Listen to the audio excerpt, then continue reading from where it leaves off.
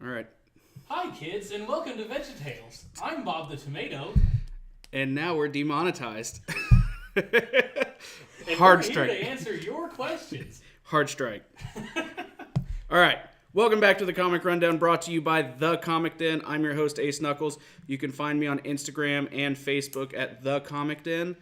And joining me is the always lovely Jacob Whittington, a.k.a. Chronicler 177, a.k.a. Drippy Nips, a.k.a. Ball Saget. That's a... Jacob, what are you currently working on in the Chronicler universe? A couple things. I'm starting to really stockpile episodes of my new Fallout 4 series, which is a sequel/reboot to my original Fallout 3 series from 2008. So that's coming up. And I'm working on Brotherhood War, which is another installation in my Spartan Legacy timeline. So both of those are very exciting. All right. So with Fallout 76, Yeah. does it have the same capabilities as like the Halo games where you can... I mean, it's got technically more capabilities stock than most Fallout games have. Like, it actually has a photo mode where you can detach your camera and move it around. Okay. You can pose your characters in different poses, facial expressions, that sort of thing.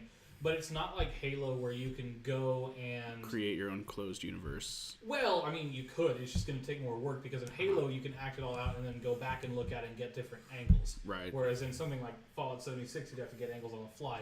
Now, of course, Fallout 76 is also a multiplayer game, so you could have random people running across your set. You could have people shooting at you. You could have enemies respawn in a place you already cleared. So I'm using Fallout 4 1 for timeline purposes. It's properly set after my original series, whereas Fallout 76's Wasteland is only 25 years after the bombs dropped. Right. And mods. You can't mod Fallout 76 at this time, so you have no invulnerability, no unlimited ammunition, no cheats, that sort of thing. And that kind of shit, God mode especially, has saved me a bunch of headaches with this new series, because I didn't have those in Fallout 3 in New Vegas, so I had to be very careful not to die mid-film. I think I did that a couple times, actually. So, Sir, please get off the set. Get off the set. We're filming. This guy just backs up. Get the fuck out of here! Play Minecraft! There you go. You should work Minecraft into the Chronicler universe. You know, actually, I'm planning on buying Minecraft because it's got its reputation back now. All the kids have moved on to Fortnite. And say whatever you want about Minecraft, but it is the game with the most creative potential out there right now. I mean, people build the most ridiculous, coolest shit in it. Yeah, it gets insane. Like whenever you see people, they have 1,000-foot towers of Donald Trump's face that they've created, or like these huge medieval cities that just look really fucking good. Yeah. And you have a good degree of control over the game itself. That's what matters most, is how much you can control the game in your favor. So, I mean, there's also the fact that everyone looks like blocks. So I don't know if I do anything with it, but people have. Yeah. There's a lot of potential. Awesome. So, our last episode, I named it Star Wars Created Wolverine. And I think we've already talked about this. Yeah, we did that last time, didn't we? And some people weren't so into that. Really? I posted it to this page that I belong to on Facebook, and I was promptly told that Wolverine was created before Star Wars was created. They got whooshed. They got whooshed. We knew it was going to happen. Why did we go through with it? It got the desired effect. I mean, so it was obviously clickbait. Well, the guy didn't click it, but that was... What the fuck is he doing talking about it if he hasn't even watched it? Like, what the hell? I just thought it was funny that you can say something so silly, and obviously Star Wars did not create Wolverine. Disclaimer. Wink, wink. TM. Or so they would have you believe. But yeah, you can just say silly stuff like that. People get pissed off. And then this dude felt the need to take time out of his day to tell me when Wolverine was actually created and how it was before Star Wars was created. People have no control over their own knee-jerk reactions. I guess. I just don't understand the chronology of fictional characters and their timelines, because why does that matter? It's a fake character. I don't know, man. Some people are just people. So why do you think there is so much like nerd rage? Because, well, it's not just with nerds. I mean, we see it a lot with nerds because, one, we're nerds, so of course we're in there. But you see it, I actually see it a lot in politics as well. Well, it's because people just do not take time out of their day to actually think about what the fuck they are doing, saying, and interacting with. You know? Yeah. I mean, and everyone goes off of, like, okay, look at the anti-vaxxers. You ask them why they believe what they believe, 30 minutes of Google search. That's usually their answer. Yeah. Well, I was on Google. Google told me. I mean, or it's they say. Yeah, they say. Who says? They. Who? Who the fuck is they? The people. I wanna meet they, the people who are smart enough to be qualified as they. Yeah. No, and I think the internet has come with a lot of good things, but I do believe it has come with a lot of bad things, because while the access to literally almost all information is a public good, it also makes it so people just quit fact-checking things because it's Google. Well, and you can... Well, it's not just that, but I can fact-check that the Earth is flat and find 100 websites that say the Earth is flat. Exactly. So even fact-checking is super easy to, have what I want and then go find it. Yeah. Which, of course, is confirmation bias. Right. People like that, they're going to look up, if they truly believe the Earth is flat, they're going to look up why is the Earth flat, and they're going to find something that confirms what they already believe. They don't challenge their proof that the Earth is flat. Yeah. Yeah, I mean, I kind of get politics, why people get upset about politics, because that is something that affects their life. Yeah. The one that is funniest to me is sports. People kill each other over sports. Oh, yeah. Literally. Oh, yeah. And it's not that I play on a team and you play on a team, so it's like Bloods and Crips and we're going to fight each other because last week you had a cheap shot. It's I like this team and you like this team solely based on the fact that I was born in this area I know. and you were born in a different area. Well, and so they're fighting each other over it as if the team cares. And that's the crazy thing is like, my team's better than yours. Every person on that team would switch to a different team if they were offered more money. Oh, yeah. They would switch to the team that you hate in a heartbeat. If there was money involved. Right. Absolutely.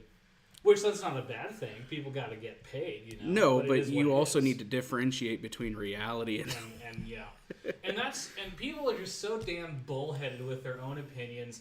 And the biggest thing I've seen is that it is so much easier to hate something than it is to like it. Like, yeah. I'm going to use... I read a really good opinion piece by Haruspis on Halo 5 Guardians lately, because when it came out, he originally wrote a piece on it called Halo 5 Guardians, A Compendium of Lies. Mm-hmm. He looked back on it 3 years later, this year or last year, and he acknowledged that he was in a bad place when he wrote it, and while he stands by the points he made, he doesn't agree with how past him made those points, because he was somewhat toxic and vehement and had those knee-jerk reactions. And people just don't stop and think things like, okay, so the campaign was not very good. The story was a blemish on Halo. Was it a blemish because people went out to get us? Is that what the developers did? Right. They were out to piss us all off? No. Yeah, this isn't Bethesda. And with them too. Like, okay, Fallout 76, which has made an excellent comeback, by the way. So much good content and fixes has come out. But with Fallout 76, that got one of the biggest dumpster shit-ons I have seen, like, at all this year or last year or any time recently. And people just attack and attack and attack and attack Bethesda When, one, they have no idea what might be going on behind the scenes. Right. They just instantly accuse it of being a money grab because that's easy to do. But then you have to actually play the game and look at it and see the effort that was actually put into it. There was no way it was only a money grab. Right. And I get how people could think that just by taking a quick glance at it, but if everyone made their opinions just by quickly glancing at something, we would all be fucked. Oh, that's right, they do, so we are fucked. So it from what it seemed like is the newest Fallout was so successful, but people wanted more open world. And so what they decided to do was say, okay, we'll create one, but we're going to live in the house as we build it. Yeah. And so they got the bones together. They put up a little tent in the corner and said, all right, we're releasing it. And then, I mean, in some ways, I think they wanted to ride that wave of the success of the previous. Oh, yeah. I mean, there's no doubt there. They're riding off of Fallout 4 high, which is why it came out so quickly. But that is not necessarily a bad thing. Right. But nobody was willing to give them the time. You know that know they can create good games. Yeah. I mean, and look at Fallout 4, look at Skyrim, look at everything all the way back to Morrowind. Regardless of how you feel about them, they are good games. Right. Like, if you look at what a good game is, they have provided many people with thousands of millions of hours of enjoyment across those games. And Fallout 76 so far is no exception. It's got a bit of a different niche because it's, no NPCs, and it is multiplayer, but that is not a bad thing. It is just different. Were there some bullfuckery with the advertising? Yeah, I'm not going to deny that. Was the game pretty flawed upon launch? Yeah, it really should have waited a little longer, but that may not have been up to Bethesda. Yeah. It may have been up to the execs, Yeah. In fact, a lot people of who don't play the game anyway. Right, yeah, and the funny thing is the people... The people I see who actually play the game really enjoy it. The people who are shitting on it are the ones who haven't touched it. Right. It's like, well, the game doesn't have any NPCs. It doesn't have any story. Okay, because we all played Fallout 4 for its amazing NPCs, didn't we? Yeah. Let's face it, the only people we remember from Bethesda games are the ones in the memes. Right. Like, fucking, the guy who teaches you to shout in Skyrim. Yeah. What's his name? Nobody really knows, but he's fucking funny. Yeah. Or the guy who got shot in the arrow. Yeah, or got shot in the knee with the arrow. Yeah. But just because it doesn't have NPCs doesn't mean it has a story. It doesn't have a story. There is something to be said for going across these places that have been totally decimated, the people have been wiped out, and listening to their holotapes. It's like picking up after ghosts, and in this particular setting of Fallout, it is awesome. Yeah. Best example, I just finished the Brotherhood of Steel main quest line, where you track the Brotherhood from their rise to their destruction by the Scorched. It is chilling. I mean, these people, these former military people, they got inducted into the Brotherhood by the guy who originally created it, Maxon, and they did their best, by the Brotherhood standards, to make Appalachia a better place. The Scorched came along, and they were the first ones to fight it. They are the ones who knew the Scorched was coming. They had the tech to stop them, and they could not do a damn thing about it.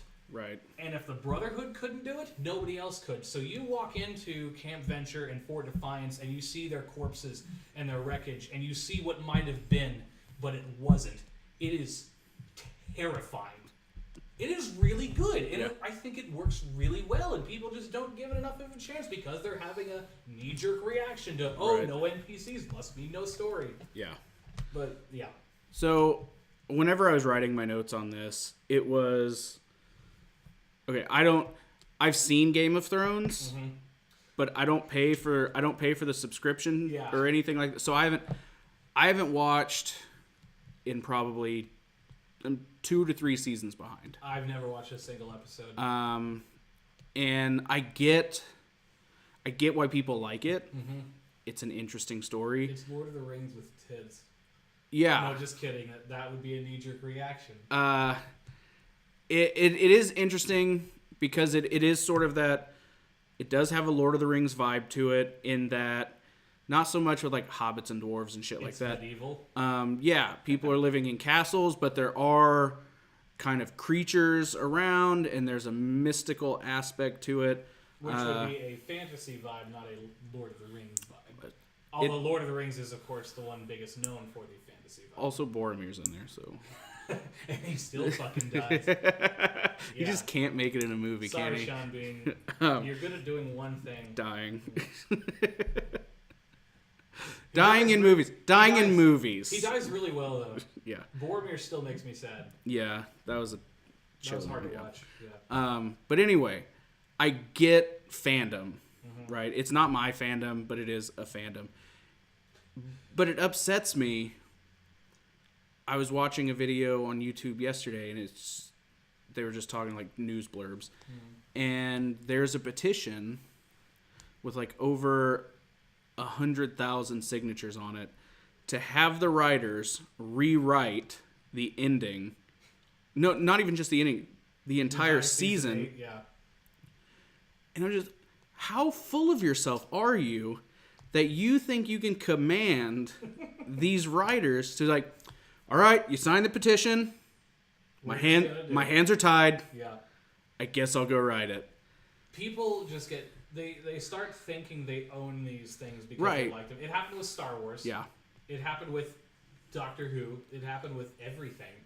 Fandoms ruin the things that they love by being absolutely toxic and full of themselves. Well, it happens every time. We kind of talked about it at work, where you have the nostalgia piece, but I've been thinking about it too, and you see it a lot in comics, is that people don't like change, right? They really don't. I grew up, and this is how Captain America was. So whenever they came out with Secret Empire, where Captain America was turned into Hydra. Oh my God, I remember the uproar about that. Yeah, everybody freaked out. Well, that's not Captain America. Captain America would never be Hydra.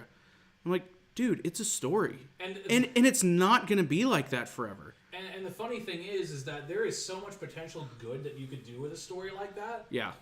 But they just don't stop to consider it because I don't fucking know why. Well, Nick Spencer told everybody to go fuck themselves and wrote it how he wanted to anyway. You know, George R. R. Martin said something like fiction is not a democracy. You don't get to choose how it ends. Right. Only the writer does. Right. And it's their vision. Which is why the prequels of Star Wars are seamless, despite flawed, and the sequel trilogy will not be. Yeah. And I think... Because they're letting the fans choose the ending. I think 20 but years... But the fans don't fucking know what they want. 20 years in the future, from right now, the prequels will be looked on more favorably than... Oh, yeah. This new trilogy. Oh, fuck yeah. And not to say that... So I've enjoyed the 2 movies so far. They were fun to go see. I really liked it. Me and my wife, we go watch them. We have a good time with it. Now, is it life-changing? Is it something that's going to go down in history as one of my top 10 movies? No, they're fun movies. But Solo's a fun movie, too. Sure. And so that's the lane that it's going to go in. These are going to be solid, let's rent this movie whenever we see it at Family Video, right? It's not gonna be like we have to have this complete box set. Yeah, well, for some folks it will because it's Star Wars, right? And it is Star Wars. Yeah, it's just one of those things where there'll be good movies, they won't be great movies.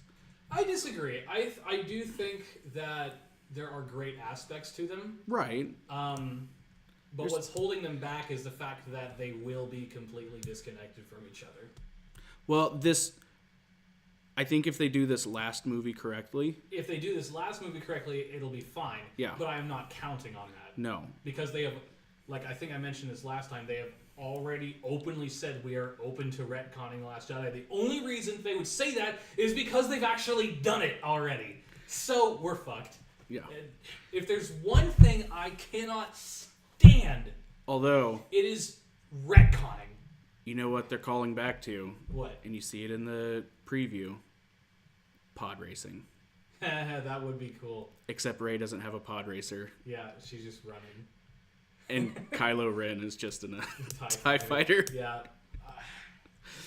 One-sided pod race. retconning can be very good, but I think No, but it has to be done. In this case, it's going to be very detrimental. It has to be done because, again, that's something that happens in comics all the time. Sure. Every 15 years, they go back and they retcon something. Yeah. Right? The Flash's origin has been he was a CSI, lightning struck a shelf in his lab, and chemicals spilled on him. Right.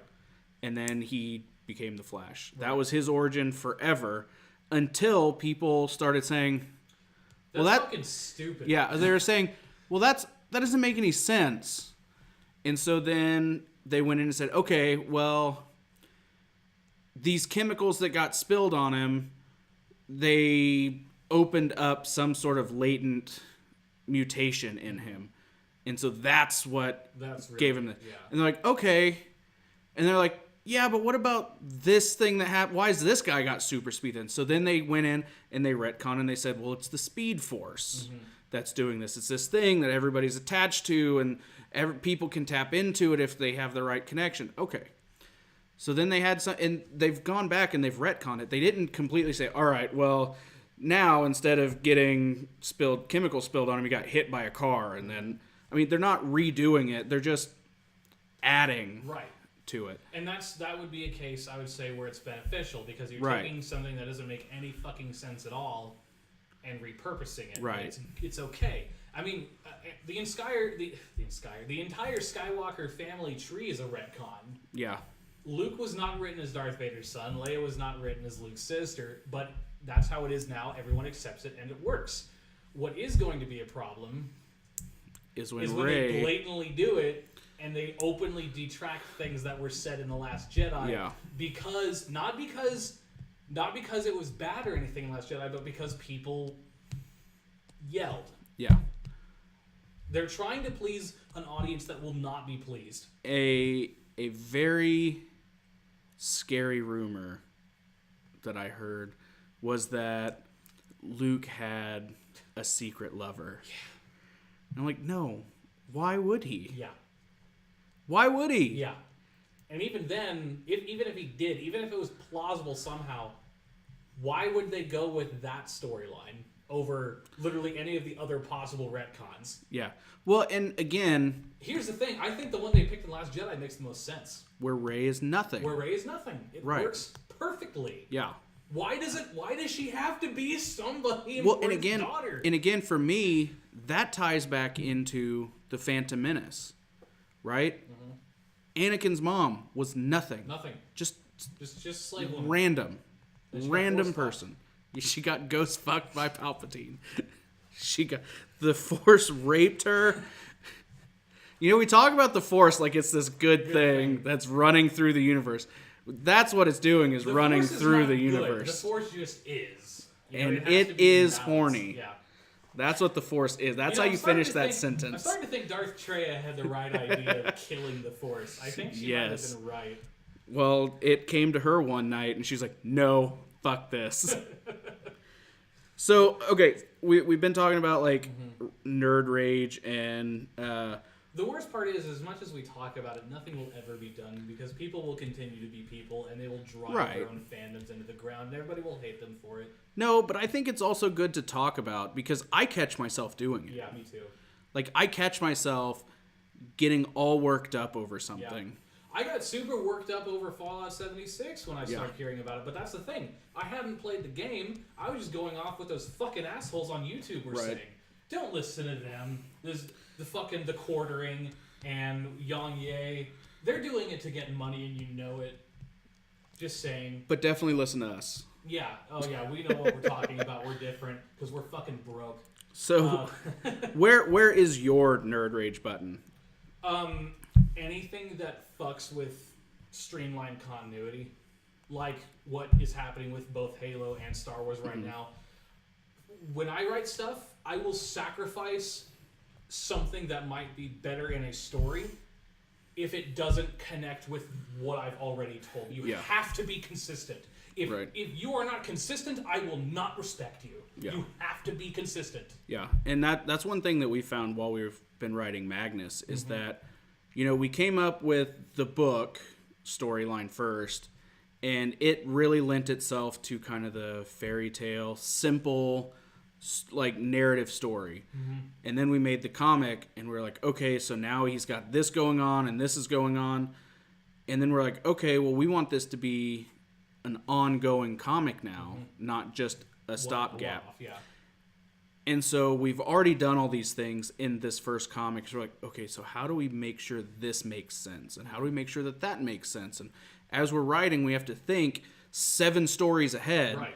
because it has to make sense. This can't be just because we wanted it to be. Yeah. That's And- the way and something that's the way something Yeah. should be written. Best example, Harry Potter. Yeah. I mean, the first 7 books, not any of the retractions or anything that came afterward. Right. Because you look at it, and from start to finish, it is extremely cohesive. There is pretty much nothing there that is an obvious retcon. Everything leads up exactly how it's supposed to be led up to, and it is dealt with. That is probably the greatest example I can think of. Right.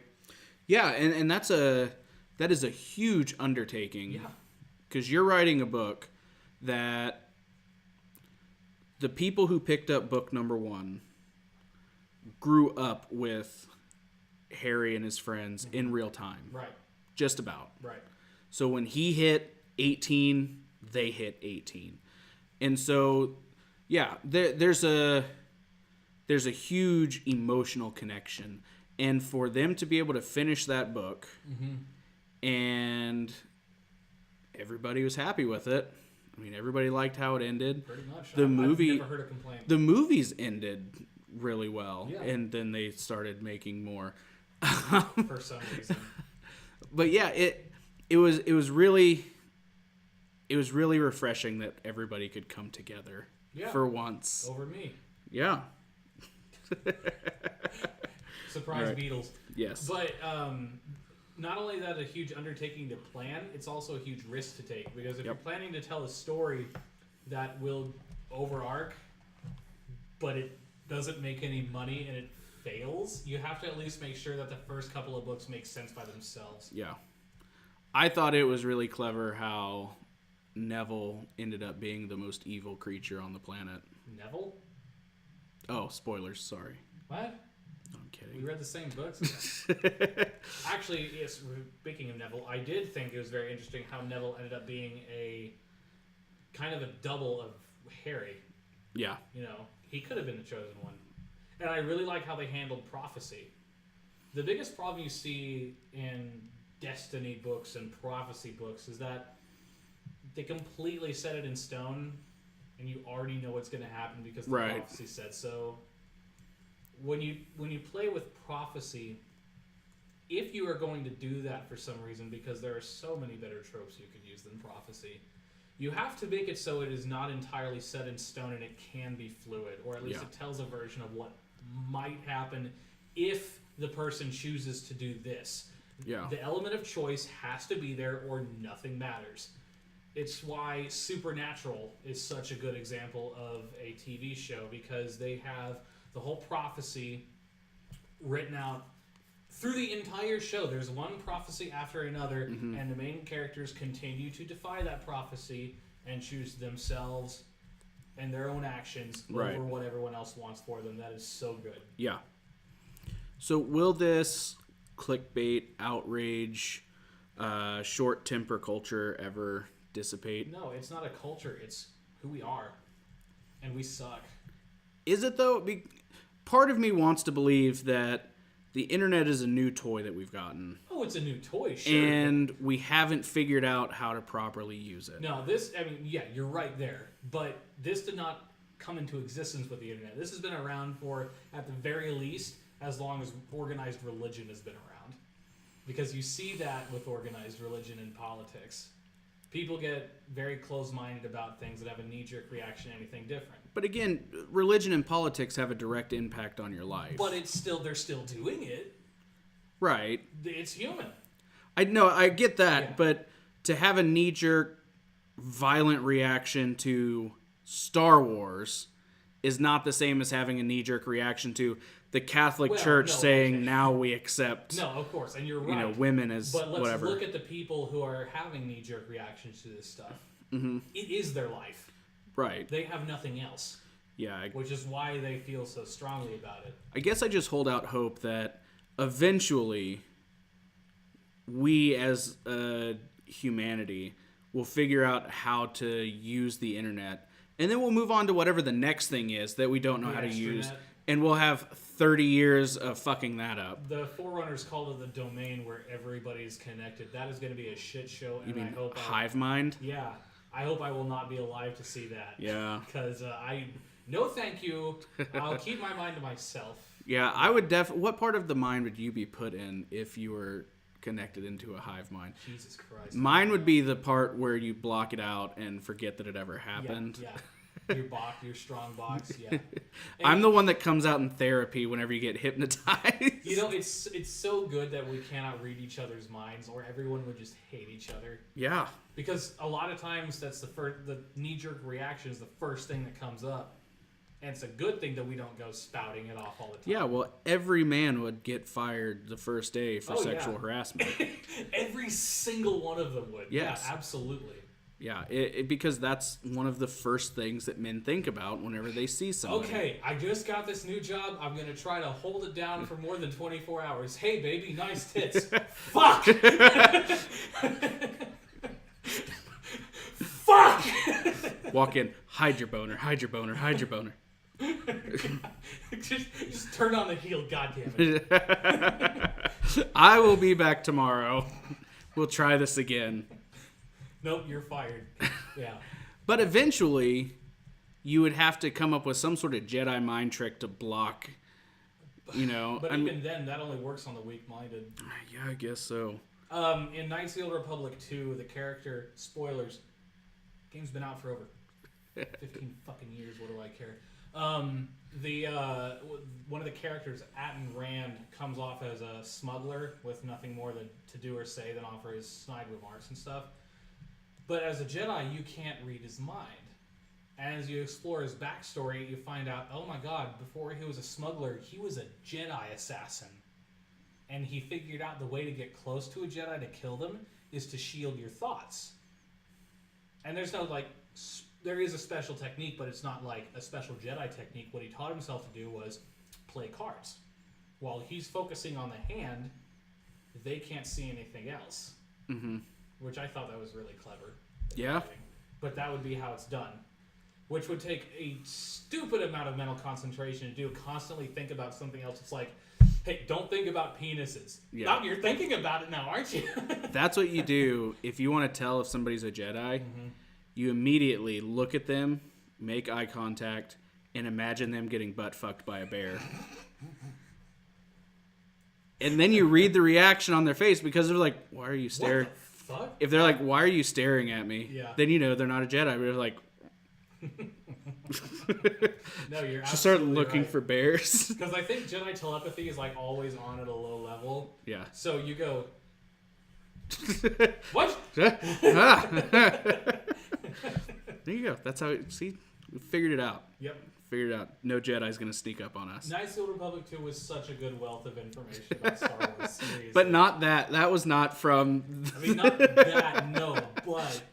Let's not get them angry letters. Right, yeah, no. So what's this I hear about Jedi being butt fucked by bears in your game? I don't think they care anymore considering that they're owned by Microsoft now. I think they can do whatever they want. Yeah, that is true. Also, and BioWare, who started Knights of the Republic, Obsidian's the one that made Coder 2.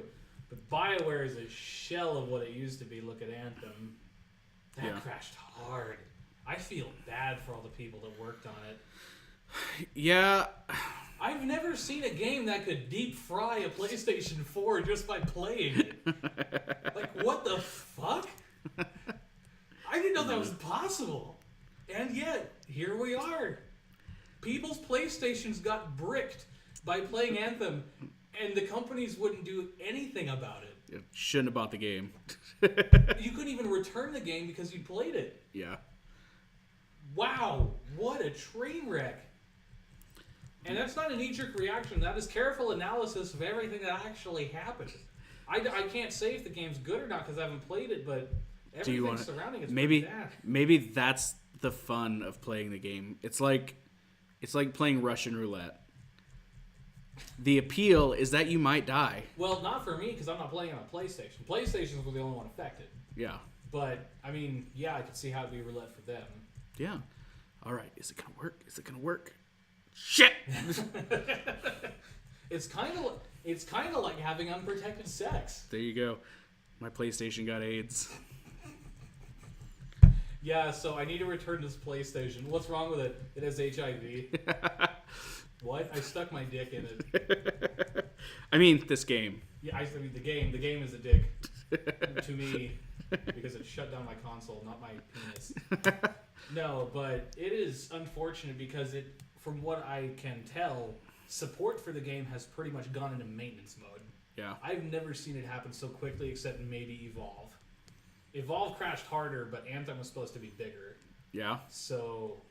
See, and Evolve always looked like a really cool game. I know, but the problem was it was the same damn gameplay loop over and over again. So you played it 3 times maybe, you knew what it was. There wasn't anything different. Anthem definitely wasn't like that. It didn't have enough content to fully flesh it out, from what I've gathered. I don't know if that's true or not. I just know that I'm staying the hell away from it. Yeah. And it never looked that great to me at first place initially, because the first thing that I saw when I looked at it was Destiny clone. Right. And I didn't like Destiny. And I did play a little bit of Destiny. The first one. I played through the first one. And then the second one seemed like a lot of the same. That's what it appeared to be, yeah. Again, it seems like it's come back a lot more. Got a lot of games making comebacks, which is the good thing about being able to update games after they're released. The problem with that is that nobody's going to release a fully finished game anymore. Right. So, I don't know. Well, it's good that games can come back like Fallout 76 and Destiny 2, and No Man's Sky is probably the best example. You heard about that? Alright, so this space game was supposed to... It did come out. It was called No Man's Sky. And when it was released, it was a shadow of everything that had been promised. Now, the game is double what everything had been promised. It just took a while to get there. Right. But the joke was initially called No Man's Sky because it was made for no man. So, it was pretty bad, but it's gotten a lot better. But the fact that it was that bad to begin with just bugs me. Right. Like, that didn't used to happen, right? Like, my memory's a little fuzzy, but I remember games like Battlefront and Republic Commando and Fallout 3 coming out, and Halo 3 and, all the other early Halo games coming out with actually everything they needed. Yeah. Yeah, there were very few, especially with, like, the Fallout 3. I don't think there was any updates until... The first DLC. Right. Which Operation Anchorage came pretty quick, but... You could play the game without Operation Anchorage. Right. It wasn't like a necessity that they added it. Right. Whereas some of these games are just like, oh, we'll put it out with bugs and then we'll just fix them. Which did happen with Fallout 76. Right. Now, they fixed a lot of the shit, like they have doubled the stash size. I have not encountered a single game-breaking bug. And what's left in there is absolutely fucking hilarious. Yeah. My dad and I were playing, we killed a gulper the other night. I have a shotgun... And I'm speccing into shotgun perks. I have one called Enforcer that increases the chance to cripple a limb when I shoot things with it. So I shot this gulper in the leg, and it started to go down, but then its animation bugged out, and it started breakdancing and contorting into all these weird shapes. And we just sat there shooting at it while it was just wigging the fuck out. It was amazing. It was so much fun. And I'm glad that I got to see it, but that would be a bug. Yeah. Well, it's like in Skyrim when a giant knocks you into the stratosphere. Would we have loved the game less if it didn't have that? Yeah. What other game can you get? Yeah. Boom! Well, it freaked me out the first time that it happened. I was like, how the fuck are you supposed to fight this thing? Yeah, I know. But let's be honest, the game was a little bit better because it had that there. Yeah. It made it more memorable. And in the end, that's what all that's going to be left of these games is your memories of them. Right. We're not going to remember all the times that Skyrim crashed on us or that Fallout 76 got us stuck at a loading screen. We're going to remember the breakdancing gulper and the giant putting you on the new space program. So, I was like, what the hell? They went way OP. Because it was first hit. it's not like he knocked me all the way out on my health, and then once your health is gone, then you get it's first time. Let me see. There's a similar bug that's happening in 76. I don't know if it's a bug. It may just be a physics thing. Mm-hmm. But I'm also speccing into grenades as a secondary weapon. And I crafted these MIRV frags, which, they detonate into other little grenades that go off. Right. But they change from one grenade into like 5. Mm-hmm. So they do a little less damage per grenade, but the physics force is quintupled. So so it goes from grenade to nuclear. But the thing is, I've encountered it twice in succession. It doesn't happen every time, but it happens. It's happened twice in succession. So let me see if I can pull it up. This app sucks. Let me see. Okay, captures. Okay. Here.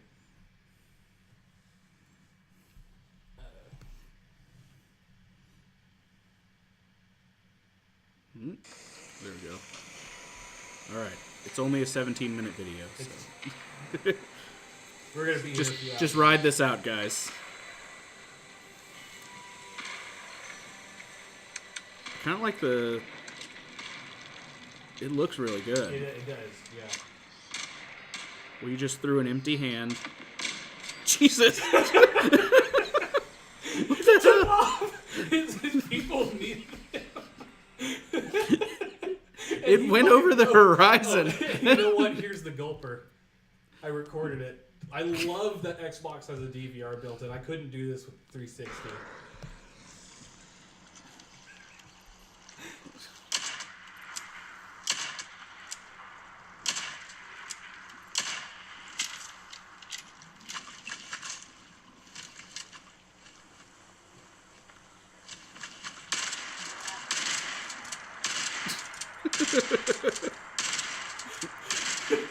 Can it attack you when it's like that? No, it didn't try.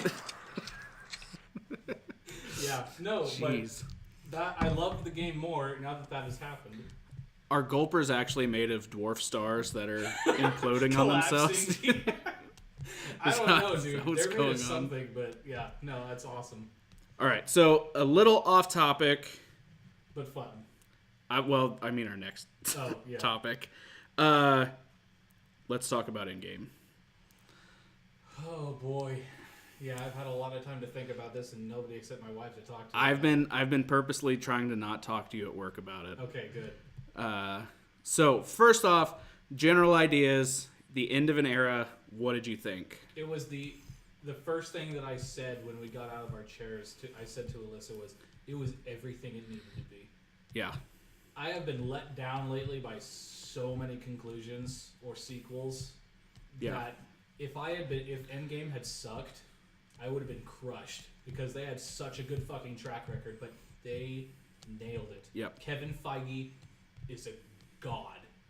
He hadn't asked me anything on Reddit a little while ago, and somebody said, "How do you consistently maintain the quality of the Marvel films?" or something like that. And he said, hire consistently the best people for the job, despite how much money they're worth right now. Right.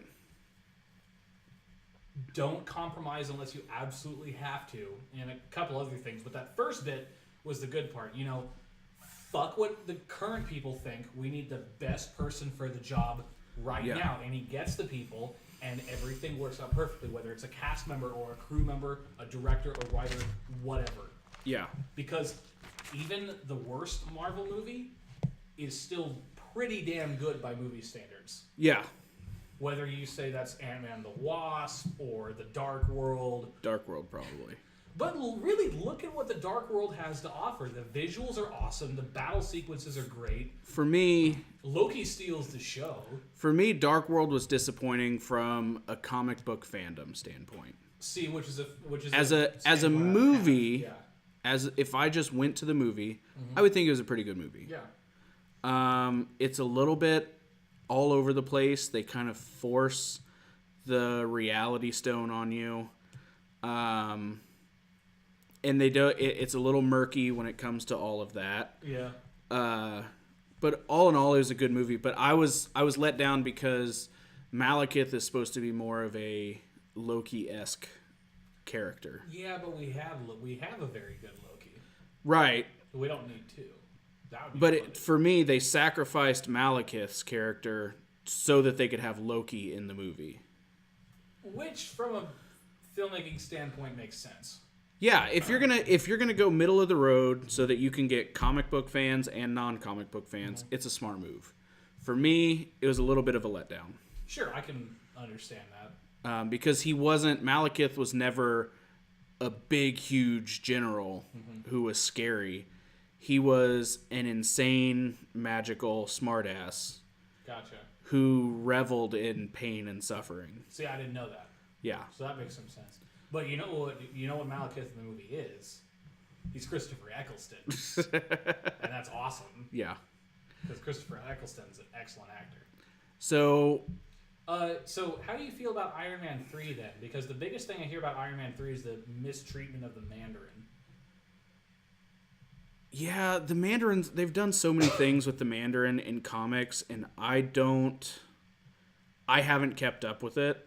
I don't know too much about it in comics. I kind of like the fact that the Mandarin may or may not be some crazy guy who is acting like he was homeless. Or he might be a clandestine idea that moves from person to person. Like, who was it? Blackbeard the Pirate. Yeah. Like, there were several Blackbeards. Yeah. That the mystery is kind of fun for me. And then they had that was it the end credit scene where the guy's in prison and he's still acting like the hippy dippy, homeless guy who got arrested, and then all of a sudden he just switches gears and he goes, "I'm the Mandarin," like in not so many words. Wait, was that in Iron Man 3? I don't know which one it was. Are you? I don't recall that. Yeah, it was either a cut scene. It was either like an end credit scene, or they just it was a deleted scene because I don't. The end credit scene for Iron Man 3 was Tony's therapy session with Bruce. Okay. I'm gonna have to look that up though. Are you sure you're not thinking of like the ending scene from like Batman vs Superman? No, I'm positive. Okay. Yeah, the guy's in prison and somebody comes and talks to him and he like says, "Well, I might be the Mandarin or maybe I'm just..." I must refresh myself on that. It's been so long since I've seen Iron Man 3, it's a shame. Yeah. Because that's one of my favorite Marvel movies. I love how personal it is. Like a character study of Tony Stark. Man. Okay, so jumping ahead, it bugged me when I saw End Game, the funeral scene. And there's just a random guy there. No, I knew exactly who that was. I had no idea it was a little kid from Iron Man 3. And a lot of people have, and I've seen that question all over the place, but I knew exactly the only person that can be I had no idea. Because I didn't connect that much with Iron Man 3. It's beautiful that they put him in there. Yeah, it's awesome. Also, they're saying, is he the next Iron Man? I hope not. I hope not. I hope they get Shuri to take his spot and she becomes Ironheart. Yeah, okay. I hope she takes on the Ironheart mantle, which is a huge popular comic. People are going to freak out because Shuri's supposed to be a genius girl from, I think it's Detroit or Chicago, who grew up. No. She grew up in a bad part of town. A bunch of her friends and family got shot. Yes. Yeah. And then she retrofits Iron Man's armor, and she becomes Ironheart, while Iron Man is technically dead. You know what I didn't know I needed was more rescue. Oh, yeah? Yeah. When Pepper showed up in Endgame, I flipped my fucking lid. Oh, that was okay. Awesome. So that scene where all the women come up... That's the touchy one, isn't it? For me, okay, there was an event called Secret Wars. Not the original Secret Wars. There's another Secret Wars where the entire universe was destroyed. Victor Von Doom became God and pieced together all of the universes onto one cohesive planet, but then wouldn't let the realms intertwined so that people wouldn't find out that it was all fake. Right. But anyway, there was a comic book that came out of that called the A-Force. And essentially, it was the Avengers, but all females. Okay. And that's just how it worked out in that one region. And it was an amazing story. And as soon as I saw all the women right there, I was like, A-Force. Sure, which is good, but you know that's not why it happened. You know deep down. And here's the thing.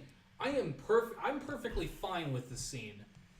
My problem with it, so I guess I'm not perfectly fine with it. You get what I mean. I'm perfectly fine with the women having their moment. The guys got it a second go where Thor went total Viking King and they just fucked up Thanos, or tried to.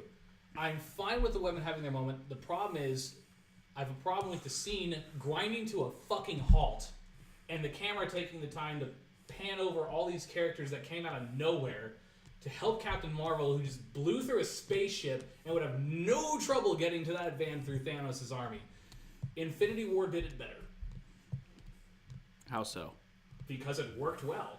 You had the part where Proxima Midnight was taking on... Black Widow. Yeah, Scarlet Witch. Okay, yeah. Oh, you're talking about the Wakanda scene. Yeah, and then she says she's not alone. And it turns around and shows Okoye and Black Widow, and they grind Proxima Midnight into paste. And it obviously wasn't women good, men bad scene, because the enemy they ground into paste was herself a woman. It was just a, hey, these three women are pretty awesome. That's great. Yeah. And that's fine. I'm good with that. They deserve representation, of course. I think the scene itself in Endgame was poorly executed. See, and I'm still... What I would have done would be... what I would say is... the way I would have done it, she takes the gauntlet and she says to Peter, no, I don't need any help, or something like that. And she starts charging, and then it shows, like, some of the women coming in from the side and the others joining her in the charge. That would just flow a little better, I think. Yeah. But it was obviously put in there as I get service. I get the frustration with, like, the stop. I'm still holding on to that was an Easter egg. Which would be fine. Time will tell. Because it happens all the time. Sure. And that's the thing with Marvels. You never know what's an Easter egg and what's going to be canon in the movie. And that's true. But even if it was a hint at A-Force, why would some of them be in there like Mantis? The fuck can Mantis do? She can tell everybody to go to sleep. I know, but... Mantis almost defeated Thanos. Yeah. Double-handedly. I know, but they threw in everyone in the kitchen sink because they were female, which is fine. I'm just saying it's probably not a nod to A-Force. I can dream. Well, it would be cool. Yeah. Are you kidding me? You asked me if I want to see a film solely about a bunch of women in tight clothes kicking ass. Am I straight? Yeah, I want to see it. Sexist. You're supposed to want to watch that so you can empower women. Right, which is why all the women went to see Ragnarok. Exactly. No, they went to see Chris Hemsworth. Or at least some of them, I'm sure. And Hulk butt. And Hulk is a thick motherfucker. He is dummy thick. He can't sneak up on anyone because the clap of his ass cheeks keeps alerting the guards. But it is totally fine. Whether you're a man or a woman, gay or straight, whatever, it is totally fine to respect characters for who they are and go, at the same time. I fully believe that. That's true. Because let's face it, we do it as people to each other all the time. Yeah. Well, just like we were saying earlier, if you could hear the first thoughts out of somebody's head. And women do that too, and they know it. What did you think about Professor Hulk? That was a shocker. I heard about it, but I didn't believe they were going to do it in the movie. Mm-hmm. But once I had some time to take in the idea of it, I think it was a really fitting conclusion to Hulk's arc. Yeah. I think it's... Okay, so the problem with the Hulk is that whole dichotomy is always such a distraction from what's going on. Mm-hmm. So you have the conflict, but then there's also this other conflict, right. And part of that conflict is a giant green guy that might help you out. That might. And so, for me, it was it was a real nice way for them to clean it up and say, all right, these two are now one being. They've merged. And you can also still take it back to whatever. If they wanted to, what they could do is separate Banner and Hulk now. And it would be right, because that's how the comics did it. You had Professor Hulk, and then one of them got split up, and then, or shit you can have happens. the inverse. Yeah, really pissed off little weak ass Bruce Banner with the mind of a 6-year-old. Yes. I mean, and I don't think we're done. No, he'll still show up. Yeah, just like Thor will. They've said that they will not make a Hulk movie, and that's fine because we talked about the worst Marvel movies, but the fact that one of them didn't even come up in our conversation is kind of telling. The Incredible Hulk is probably a good movie, but it's completely disconnected from the rest of the universe because there's only 2 characters that show up in it that are actually in the rest, played by the same actor. And one of them, Tony Stark, is only in the end credits. Yeah. The other is Thunderbolt Ross, and he doesn't show up again until Civil War. I liked Norton's. Norton's Incredible Hulk was good. So why'd they recast him? Because no, there was a cohesion. I saw something on it, and I mean it's all like TMZ gossip reports. Yeah. But he's also put out some tweets that he wanted some time to do another project or something like that, and then Marvel said, no, we need you for this. And he said, well, I want to have say in what goes in the script, and they said no, and there was just creative differences. So they put him with Terrence Howard. Yeah, and they got salty with each other a little bit, and then they kind of, I guess, made up. Yeah. But then with like End Game and all that being super successful, I think Norton got a little salty again. Well, it's his fucking fault. I mean, yeah. But we got Mark Ruffalo, and I really enjoy Mark Ruffalo. Yeah. Not just as Hulk, but I enjoy him in pretty much, let's see, Shutter Island, Now You See Me. The fuck else has he been in? Now You See Me Too. Well, I didn't like that movie as much. But yeah, I'm happy with the way things turned out. Sorry, Norton, it didn't work out for you. These things happen. Didn't work out for Terrence Howard either, or I don't know, who else? Well, sometimes these people, like, okay, so I love Terrence Howard in Iron Man. Sure. I was really disappointed when he wasn't in Iron Man 2. But we got Don Cheadle. Yeah, but I hate recasting like that. And that's like I said, consistency. And then what bugs me too is that he thought he should be getting X amount of money. Robert Downey Jr. money. No. And I'm like, dude, you are sidekick. Yeah. So you get sidekick money. Right. And it doesn't matter that you helped Robert Downey Jr. get this spot. His performance is what held that spot. And outclassed yours. Right. Outclassed everybody's. I mean, forever, yeah, he will be Iron Man. Forever. I am Iron Man. Also, I specifically listened for the snap in this one, and it was definitely a metal chunk. It was when he did it without the stones in it, which made me laugh. Yeah, it was like chunk, Kunk. kunk. My theory is that in the Infinity War movie, the snap that you hear is the universe breaking. Well, it's either that or it's obviously something magically generated by the power of the stones. I don't have a problem they said with it. I just think it's funny. They kind of explained it whenever they said when he snapped his fingers, there was a huge discharge that centered right here on Earth. By the way, the discharge is radiation. If they don't take this opportunity to introduce mutations and bring in the X-Men... I don't think that's how they're going to do it. Oh, but it would fit so well. That would explain why they haven't shown up before. They have a perfect opening for it. They own Fox now. They need to take it. The problem is, if the snap did that, you would only have not literally baby mutants, but you would only have mutants that have been around. And the mutants need a history. Well, So we have not yet seen them in the context of the MCU. what I think is going to happen, and this is what a guy over at Comics Explained, was his theory, is that they're going to make a Black Widow movie.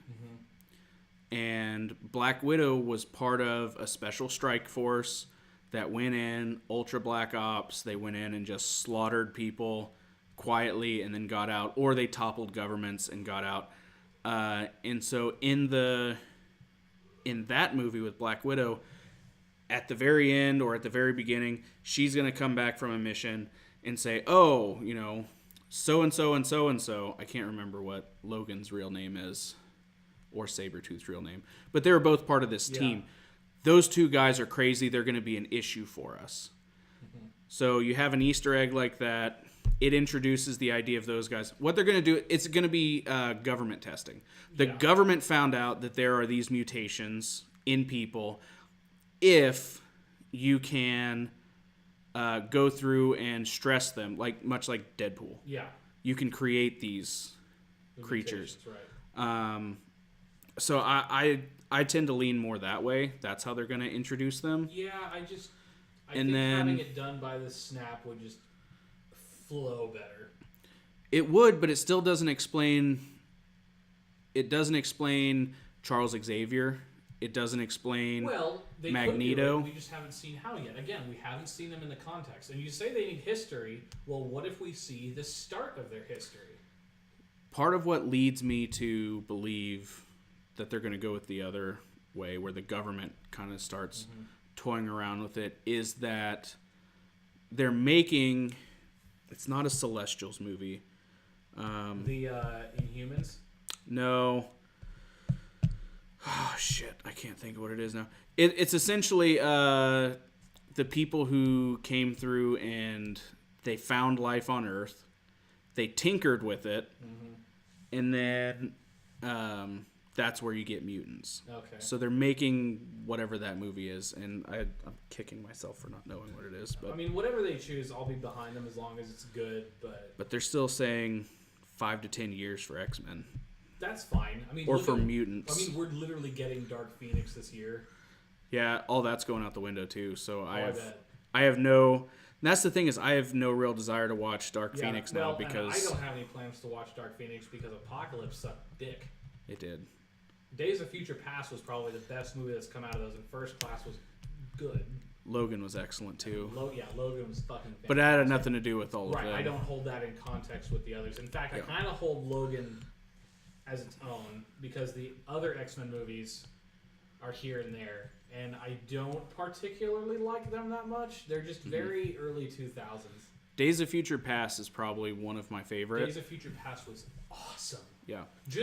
I love it when we get to see a variant of a universe that is on the bridge of the brink of extinction, because it's chilling. You see the last group of defenders, and a random assortment of people, because all the other important people are dead now. Right. And we have these guys, and they know they're going to die. They're just barely holding it off. We saw that in Zerathul's vision in StarCraft 2, and you actually play that mission where you are the last Protoss, and Amon is literally extinguishing all of the life in the galaxy. You are the last bit left.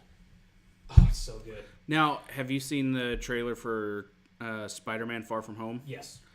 Okay. They bring up something that the snap tore a hole in the multiverse. Mysterio said that, didn't he? Do we trust him? Well, because I don't. Fury said it. Oh, Fury said. Well, now what Mysterio said is, this is Earth 616. Now, for those who are into comics, 616 is the main storyline. The Prime, yeah.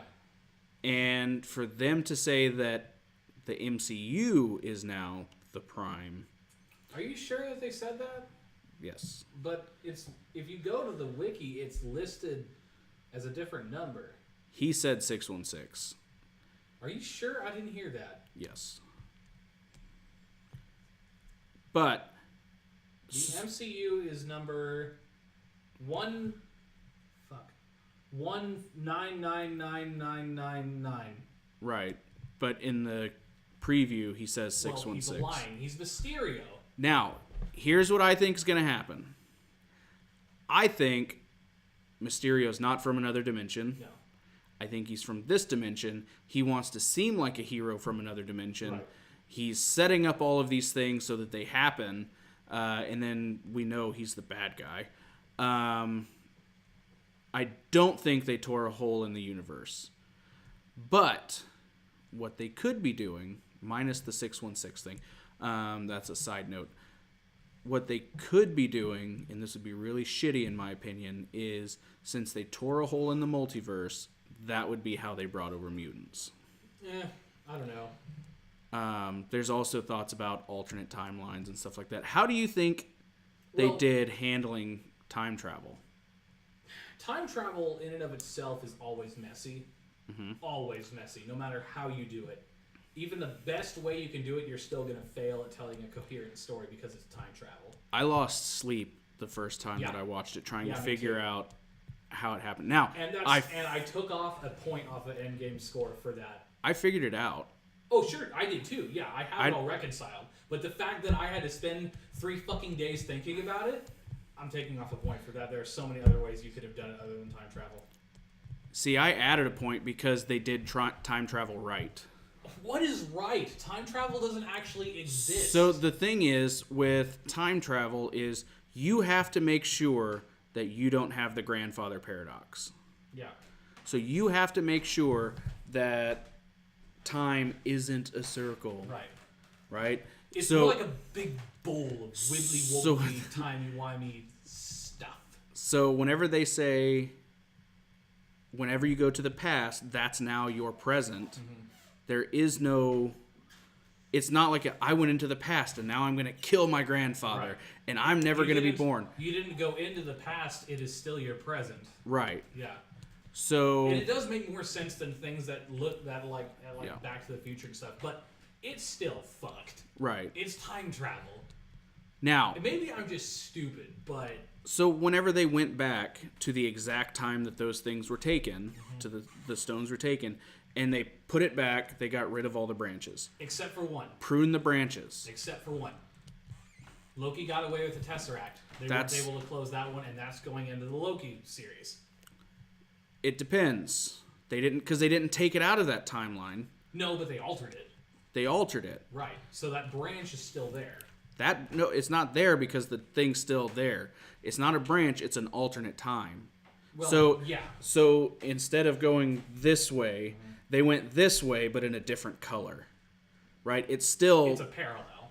I don't even think it's a parallel. It's what happened. But it didn't change what happened in what actually happened. Right.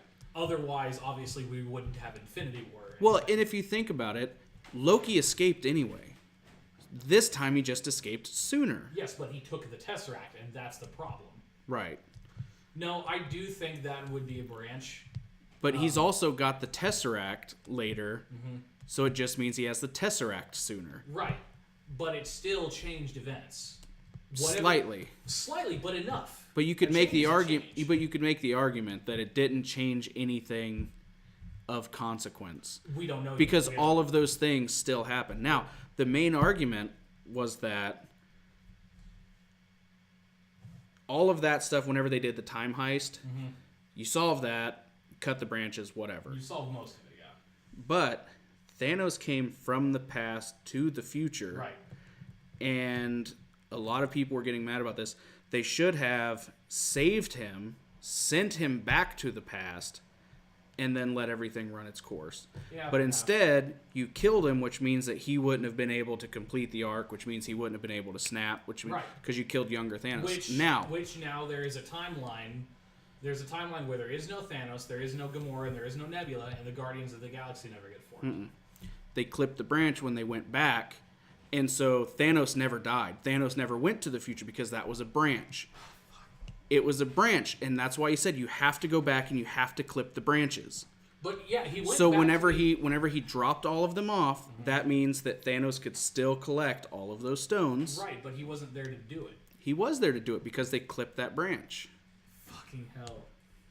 I hate time travel. I stayed up to. I had it all figured out. I drew up diagrams. Oh my god! Yeah, and I looked at many diagrams, and none of them helped. No, I drew it because I was like, okay, they went here and then there and there. Okay, but then all you have to do is every time they take one back, you erase it, and every time they take one back, you erase it. So, but there was still a Thanos that existed and died, a second Thanos in the Prime timeline.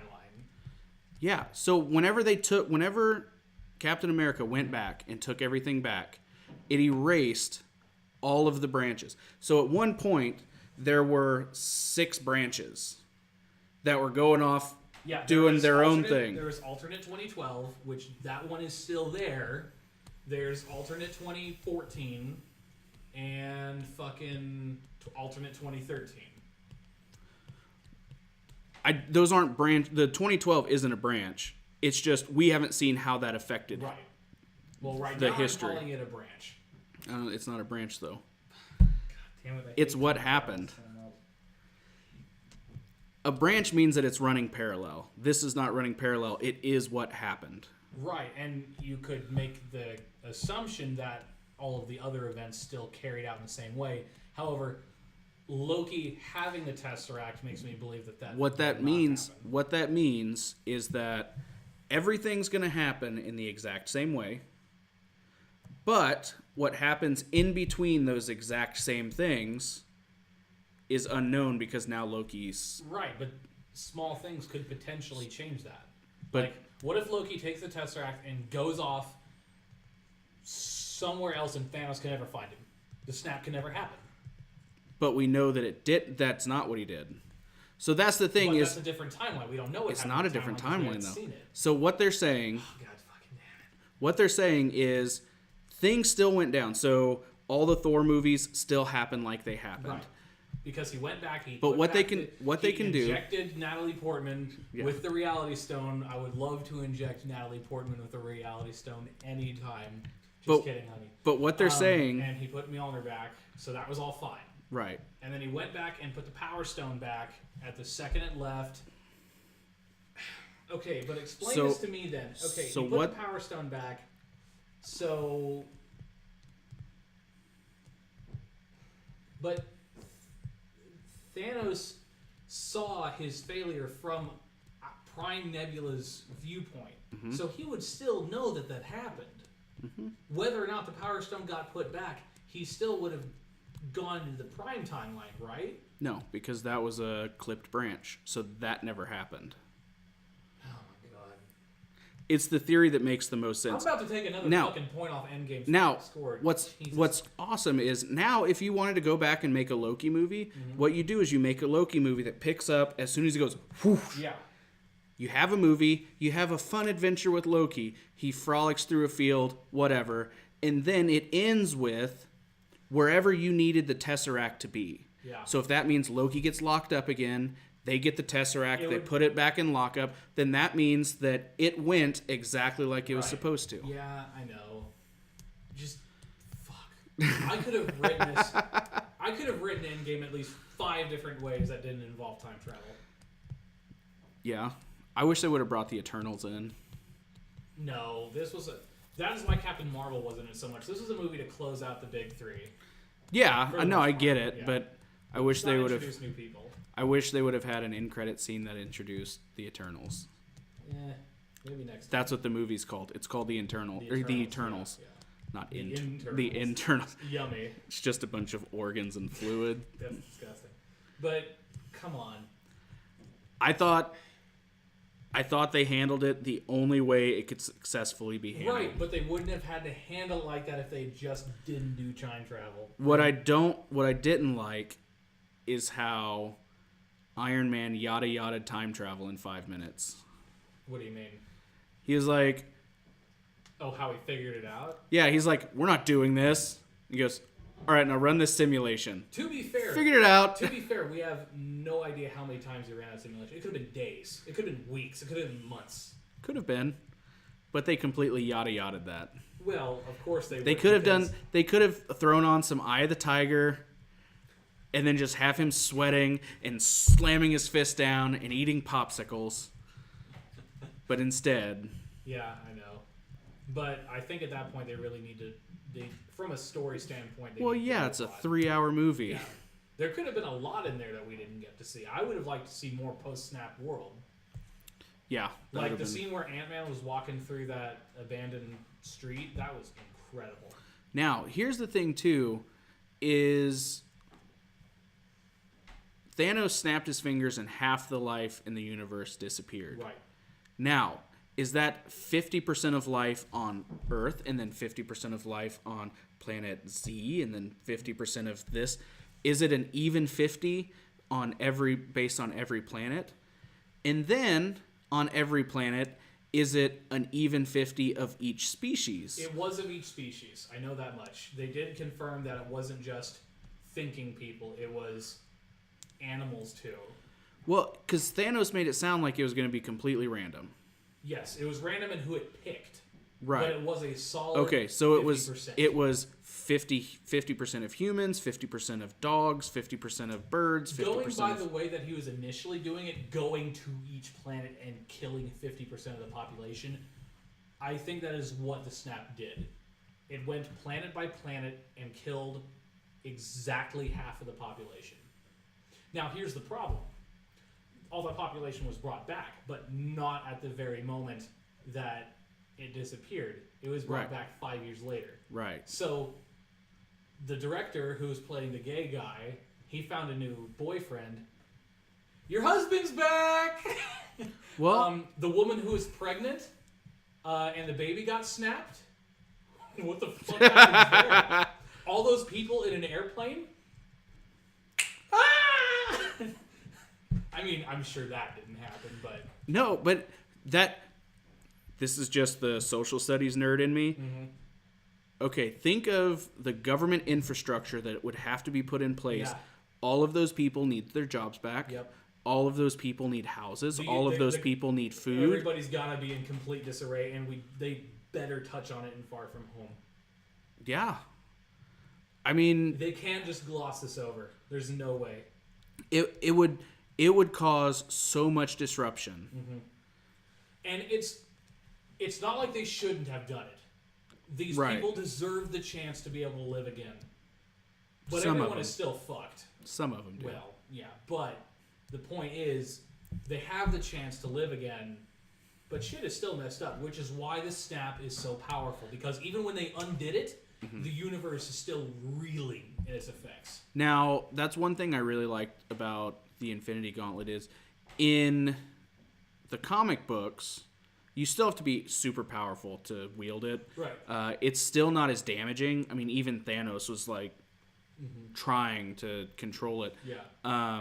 In the comic books, he just puts it on and then, hey, I'm a god now. And he has ultimate control over the Infinity Gauntlet. If he wants to do this, he just goes boom. If he wants to do that, he just goes boom. If he wants to do that, he just goes boom. Right. And he can alter reality on a whim. Right, so what you're telling me is that reality could be whatever he wanted. Yes. And previously, reality was often disappointing. Got it. Okay, I think I've got it in line now. So it was nice to see that if Iron Man wanted to, he couldn't say, everybody but the pedophiles. Yeah. Right? Because he doesn't have that kind of control over it. Right. Thanos didn't have that kind of control. He could only go half the life, boom, Yeah. and then save himself. Right. Uh, And some people brought up, okay, so you know how they were talking about how the Infinity Stones have to continue existing in a timeline, otherwise time starts to fall apart. And people were like, well, Thanos destroyed the stones. Well, he didn't destroy them. He reduced them to their atoms. right. Their atoms still exist. They'll reform too. Probably. Well, that if they want to stay comic book accurate, the Infinity Stones have been destroyed every time they bring them up in a comic book, Right. which happens all the time, especially in the past 10 years. Yeah. It seems like every year they have a different arc about the Infinity Stones because it's all just a money grab. But they've been destroyed lots of times.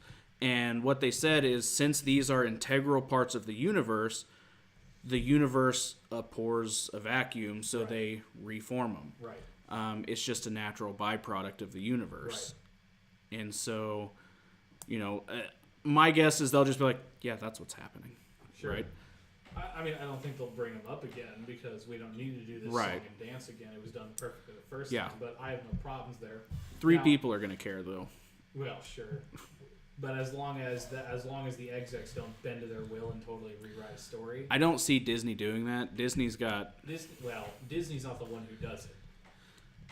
Right. Disney, but okay, so if you look at the two, you have 'Cause Star if it was Wars. Disney doing it, you could argue that Disney's doing it. Right, but you have It's not. Star Wars and you have Marvel. It seems like Disney's more hands-on with Marvel. Yeah. I think Marvel and they has let been received better and is making they more let money. Star Wars kind of do their thing. Because Star Wars isn't the best money-making child anymore. Right. It's also been an established. Yeah. What am I? It's been an Concept, established yeah. concept. Whereas Marvel is, to most people like me, new and exciting. Right. Thank God for it. Yes. I genuinely feel like my life is better because the Marvel Cinematic Universe exists. Yeah. And that's probably mostly just because me and Alyssa have bonded over it so much, but I'm thankful it's here. When was the first time that you cried in the movie? I don't fucking know. Mine was as soon as I realized, oh shit, they're gonna show Clint Barton losing his family. Oh, in the movie or Yeah. in a movie? The movie. Oh, I know exactly when it was then. Because I knew Clint was going to lose his family, and Right. that shocked me. I knew it was gonna happen too. And the way they did I it... didn't like seeing it. Yeah. No, my first time that I teared up was when they get off the...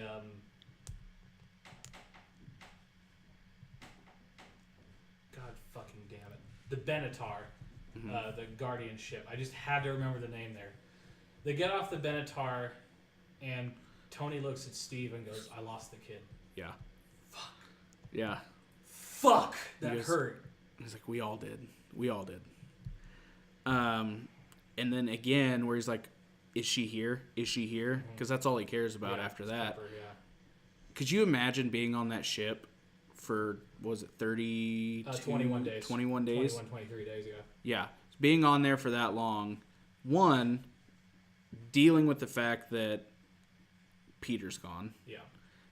And two, not knowing if Pepper's still Yeah. there. No, I would... If I didn't know if Alyssa was alive or dead, I would be a mess. And he's stuck in space. Yeah. With nothing but Nebula. Which was... That was cute. It was a nice little... And that's what I thought they did very well, is they make you cry and then laugh while you're crying. Yeah. And they did that constantly Makes through it the very movie. human. Yeah. It's obvious that they're not just trying to pull your chain just to get Yeah. emotion out of you. You know, they're making it a genuine experience. I also like how, even with the backlash of Civil War, where all these people were mad that, well, Tony Stark's just a, big government. He wants to take all the freedoms away. I like how they didn't change his character just because people were upset. He still thinks that was the And it best was option. Consistent. And even more so, he's like, you wouldn't let me do it because of everybody's precious freedom, but now where is it now? Exactly. And the worst part is, and I'm Team Steve all the way, the worst part is that Tony was right. He was right. In some ways. He wasn't right in all the ways. He was right in the intellectual way. Yeah. But you have to ask yourself, would you rather... It's the old, would you rather live as a slave or die As free, yeah. Which Because is- it would be too much power in the United one group Nations, of people's hands. And Steve's point of view makes perfect sense. Right. Because Winter Soldier just fucking wrapped up. He just saw that Hydra had been infiltrating S.H.I.E.L.D. since the dawn of S.H.I.E.L.D. There's no S.H.I.E.L.D. way he's going to trust anybody. In S.H.I.E.L.D. would have had access. And S.H.I.E.L.D. nearly killed everybody. Yeah. Or most people, anyway. Yeah. There's no way he's going to trust a big government again. And that makes Right. perfect sense. But at the same time, so does Tony's. Yeah, from a logical standpoint, Tony's does. But, I mean, by that thinking, if you go down that rabbit hole to the most radical extent, then we should all be laying on a table, being fed by IVs, and having an armed guard stand over us. Right. Because that's the only way to maintain absolute safety. We have absolutely zero freedom. But we're absolutely safe. Right. But the problem is that he was right about it breaking up the Avengers. Yeah. And when they needed to be together, they weren't. Yeah. Which is why Civil War remains one of the most important movies in the MCU, and rightfully so. I thought it was excellent. That is an excellent fucking movie. Yeah. We got that year's 2015 to 2016. We got 3 movies where it was going to be a good guy against a good guy. There was Master Chief versus Agent Locke in Halo 5. There was Batman versus Superman, and there was Captain America versus Iron Man. And let me tell you, only one of those did it right. I thought that the comic book really pissed me off. Yeah. And I thought they did it right. In the comic book, Steve Rogers is painted as the bad guy. As just the dopey, you're holding on to your ideals and people are dying and it's your fault. And so at the end of the comic, he surrenders and he's like, no, Tony, you were right this whole time. And I hated that. But then we got the movie, and they were both painted as right, and they were both painted as wrong. Right. It was perfectly gray, as all things should be. No, but it was so well done. It was so well done. Yeah. And seeing that carry over from what Ultron set up, because Age of Ultron was where I went, oh my fucking god, I love the Marvel Cinematic Universe for the first time. It paid off really well. Do you know the best part about End Game is that Vision's not back? Vision in Age of Ultron. Yeah. Vision in all the other movies. Yeah. God, he was such weak sauce in fucking Infinity War. Well, he did start the movie by getting stabbed through the chest with a phasing pull, so... Even still, though, it was... I don't know. He was one big plot device. I absolutely hated it. Should Paul Bettany and Elizabeth Olsen have had a sex scene? Probably. But... But yeah, I liked him. I did. He got some really good moments, like, well, the door was open, so I... Yeah. I loved him in Age of Ultron. I loved him in Civil War. Absolutely hated him in Infinity War. Anything? Yeah, he didn't do anything but whine. That's all he did. He was a plot point. That's all he did was whine and cry. But he was there to get my absolute favorite line from Captain America, which I still quote all the time. We don't trade lives, Vision. That to me, as soon as I heard that, I knew that's got to be one of my cornerstones in my philosophy. Don't trade lives. You start trading lives, you lose sight of the bigger picture, and the big picture is made of smaller pictures. I would trade lives all day. Yep. There, in my life, there are lives that matter, and there are lives that don't. And I would trade just about anybody else's life in this world for the life of myself or one of my loved ones. So what you're telling me is you would just cut the wire. Yes. You're not the one to make a sacrifice play. I'm not. Man, we need to make our own Civil War, and I'm Cap and you're Iron Man. So because I think our ideologies line up pretty fucking well. Now, here's the thing. So I would be more willing to sacrifice myself to save others. Sure. Like, if I could jump in front of a train and stop it to save other people. You wouldn't have much of an impact. No, but if I could. You're not that fat. If I could, then I would. Right? I would sacrifice myself to save it. I will not sacrifice. Are you telling me jump in front of the train for you? Yeah. Had to bring Bruno Mars in. But, just rationally speaking, a pedophile's life, I would trade for a hamburger, right? Hamburger. There are lives. Hamburger. There are lives that are worth less, in my mind, than people that I love. So why do you get to make that decision? I don't get to make that decision. But, I mean, if you were... Which is why I take the stand of Captain America, because I don't think other people should get to make that decision as well.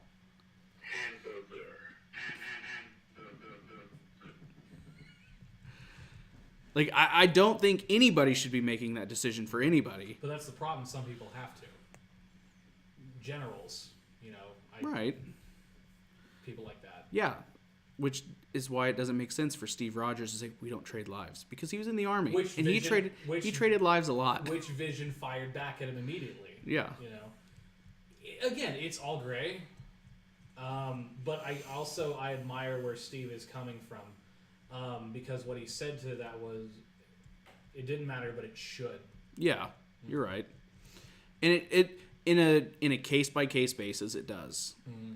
But when you're talking about, you know, the needs of many over the needs of the few, you can make a solid argument. You can. Yeah. Now, in my mind, that argument should not come at the cost of future freedoms or our humanity. If you look at the path of history, we have done some horrific things that made us better. Yeah. I mean, Nagasaki and Hiroshima. Well, America wouldn't be the America it is today if people hadn't have done shitty, horrible, evil things to Native Americans. The Trail of Tears. Right, exactly. Yeah. Without that, we can all agree that was horrible. Fucking awful. But would you trade that for not this America? We would not be here if we hadn't have done that. If England had done what they wanted to do, England made a rule that said you are not allowed to go past the Alps. Mm-hmm. Not Alps, Appalachians. I don't know. You are not allowed to go past there. That was a law that they made. Sure, but I've never been anyway. What do we get out of it, California? We got the rest of the country. I don't know. The rest of the country ain't that great if you ask me. Well, I hate the East Coast, so... Exactly. That's where we would be right now, is on the East Coast. But didn't we start... Oh, on the East Coast. I'm sorry. I hate the West Coast. I hate the East Coast, too. I hate all the coasts, and I hate most of it in between. We would not... England said you cannot go west past the Appalachians. Well, then I probably wouldn't be living in butt-fuck nowhere, Kansas. Hey, Kansas is pretty awesome. We have low taxes and at least we're no not hurricanes. Alabama. Fucking A. Alabama needs to be rebooted, dude.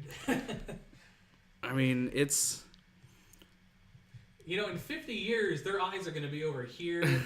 Their nose is going to be about twisted 45 degrees. They're all going to have back lumps. I am... In some ways, like you said, I am... And Leonard Skinner will be over there going, dirt, dirt, dirt, dirt, dirt, dirt, dirt. In many ways, I am like Steve Rogers, and in other ways, I'm like Tony Stark. I am Steve Rogers. Yeah, I am Groot. I am Steve Rogers.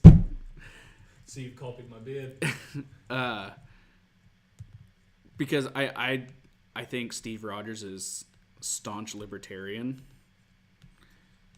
Steve Rogers is, especially when he picked up Mjolnir, by the way, we must talk about that because I jizzed in my pants. Steve Rogers is the ideal paladin. And me being obsessed with paladins, I love him even more for it. Yeah. He constantly puts himself before others, no matter who the other is. He can do this all day. He gets back up every single time. Literally, the first thing we see him do, or one of the first things we see him do in the first Avenger is face off against that bully. And then the last thing we see him do is face off against a bully. So, just, what an ideal human being, right? Yeah. And then there was the whole bit in Civil War about it is your duty to stand there and say, no, you move. Right. You know, that is powerful shit. Yeah, it's... Like I said, I don't know if that's what they were going for, but that's how they painted him was, I'm going to stand for freedom. Mm-hmm. I can't tell you what to do. Mm-hmm. You can't tell me what to do. And nobody can come to our planet and tell us what to do. Yeah.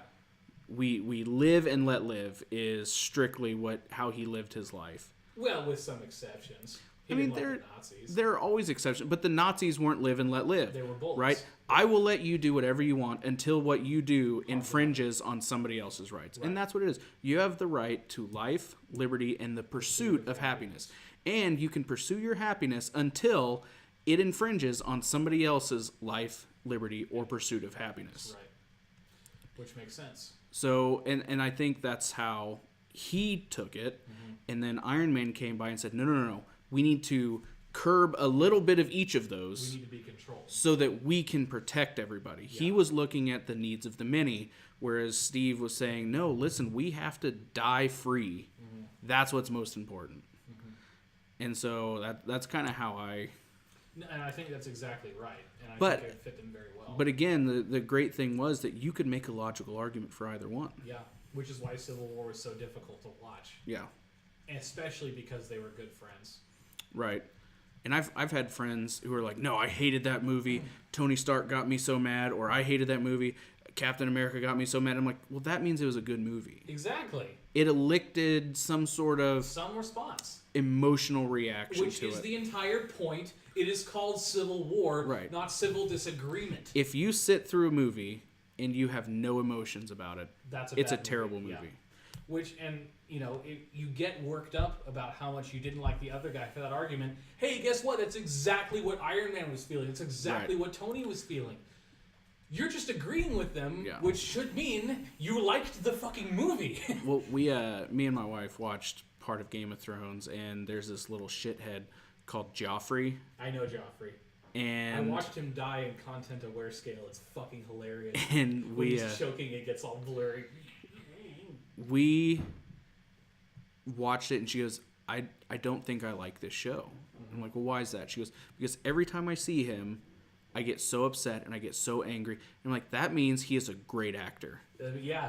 The same and the thing is, this show is going to ruin him because he was so good in it, and because the writing was so excellent, it will ruin his life. It's like the dude who played the pedophile in The Lovely Bones. He is now cast as the pedophile in The Lovely Bones. That sucks. He's been on a lot of things. I'm sure he has, but he's also the pedophile in The Lovely Bones. Oh, no. He's so much more. Yeah. Yeah, it was something Tucci. I mean, he's been in everything. Yeah, I know, but still, he was the pedophile in The Lovely Bones. You know, that almost happened to who played Hawkeye? Jeremy Renner. Yeah. He played it wasn't Ted Bundy. That was fucking High School Musical. Right, no, but Zac Efron. Who was the guy that was doing lobotomies on gay dudes and eating them? He tried to turn them into sex zombies. I don't know of that one. Anyway, he played that dude, and he played it well. Yeah. And I'm like, holy shit, this could have been like a career ender because it was early. Oh yeah. Like he was young. Yeah. The same thing happened in Netflix's Lost in Space with what's her name is Dr. Smith. Mm-hmm. And the general consensus that I've seen is people just hate the shit out of Dr. Smith. Well, yeah, because she's doing a good fucking job. Yeah. You want to hate her because she's an evil bitch. Right. Which is exactly what the show needs. It's one thing if you have Captain America, the first Avenger, and everybody hates Captain America. Mm-hmm. That's one thing. Yeah. But whenever you have, Civil War, and you're like, well, I hate this guy. No, I hate this guy.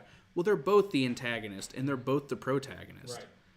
So, I mean, that's how it's supposed to be. So I feel like we've talked about other Marvel movies more than we've talked about Endgame. Well, it ties into all of them. That's true. By the way, I had to explain to my wife several times about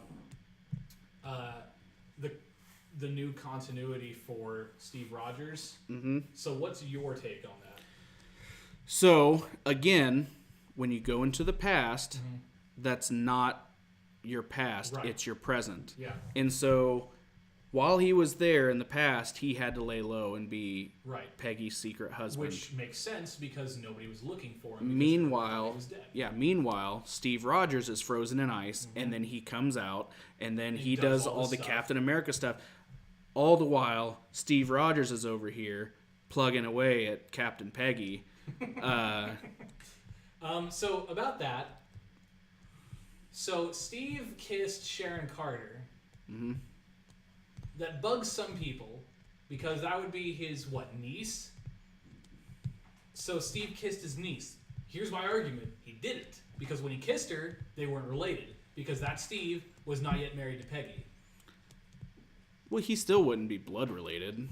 Yeah, but still, it's his niece.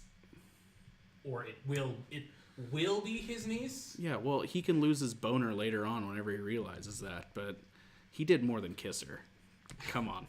No, I think he just kissed her. Nah, come on. Sharon, they didn't have any time. They had plenty of time. When? on the trip to Wakanda. You're telling me he never took her to Wakanda? Probably not. Come on. I think he was lying low. Although, she's coming back. Her and Zemo are both going to be in Falcon and the Winter Soldier. That's going to be an awesome fucking movie. I know! It's going to be 6 episodes of sex. Not actual sex, but like between Falcon and the Winter Soldier? I don't know, they're pretty attractive, but that couldn't hurt. No, but really, seeing... How did you feel about... It was exactly the right choice. And people go, hey, why didn't he give his tail to Bucky? There's a very good reason for that. Bucky was nuts and a terrorist. And people aren't going to go, oh, yes, the terrorist is now Captain America. I trust that implicitly. No. It also has comic book continuity. Well, I don't care about that. No, it's but... good, but I don't care about that. But Looking the people... at it from its own standpoint. But the same reaction happened whenever they did it in the comic books. It was an excellent story. Right. It didn't last very long, and it kind of petered out. Right. But it served its purpose, and he held the mantle until Captain America came back. Right. But I thought it was excellent. Sure, and it is. And there's many good reasons why Sam Wilson is the right choice and Bucky is not. Like I said, Bucky was a terrorist. More than that, he was fucked in the head. He still has a broken brain. Right. Now, Sam Wilson runs a recovery group for veterans, or at least ran. Mm-hmm. But Bucky has superpowers, okay? That wasn't the point of Captain America. The point of Captain America was to find somebody who was good here so he could take the mantle and have the superpowers. And not abuse it. Right. Steve Rogers, before he was augmented, jumped on what he thought was a live grenade where nobody else around him would. Sam Wilson is exactly that kind of person. Yeah. He is exactly the right choice for the job. I stand by that 100%. Right. Well, why didn't Steve get to tell Bucky goodbye? He did. There is no reason that Bucky would say, I'm going to miss you, if he thought he was only going to be gone for 5 seconds. Right. They totally had that conversation on screen. That's why Bucky turned and he saw Cap, and he's the one who wasn't freaking out about why Cap wasn't back yet because he knew. And he told Falcon to go speak with him. Yeah. It makes perfect sense. Well, and they might not even have had a conversation about it, but he knew. Yeah. They knew each other. They were best friends He knew forever. Even if they didn't talk, he knew he was going to do that. Yeah. Yeah, and he also, there's nothing to show that Bucky wants the mantle of Captain America. Right. Nothing. Right. There's no evidence of that. Because there was no evidence that he wanted to be involved in this situation. Mm-hmm. Remember, if you look back to Black Panther, he's working in a field. Right. And they came to him with the arm and said, we're going to need you. Yeah. And I'm he's pretty like, sure he wanted to retire. He's like, all right. He did not look at that arm with enthusiasm. Yeah. Now, the other thing Rocket did, though. I'll get that arm. I'm going to get that arm. You know what's funny is the stuntman for Ant-Man has a prosthetic leg. Rocket's just like... No, but anyway, I also have a lot of people hearing that Steve's ending by going back to be with Peggy totally shits on everything that was set up for him. You know, him working so hard to save Bucky and get Bucky back. I disagree. Steve finished that mission. Yeah. He had good time to reconcile and be with Bucky, and he went back into... Do I say into the past? He went back in time. Yeah. He went back in back in the timeline, knowing that Bucky was safe, Bucky was better, Bucky was happy. Bucky knew that Steve was going to do it, knowing that this is Steve's one chance to have what he always wanted. Right. They're best friends. He would totally let him do that. Yeah. I would, for my best friend. If I knew it was going to make him happy, and even though I would be without him, abso-fucking-lutely. Yeah. Well, and they still get to be... Like, he's still alive, so they can still hang out. Yeah, yeah. I mean... And until they re-inject him with super soldier serum and bring him back as a young guy. I hope they don't do that. No, that'd be stupid. Yeah, you gotta let things run their course. The big problem with Supernatural getting a 10-season extension is that now they have killed everyone so many times and brought them back that it's lost all meaning. Yeah. We're about to have the final season, so that's good. Well, and that was the problem with the DCU. Yeah. I had very few problems with Batman versus Superman.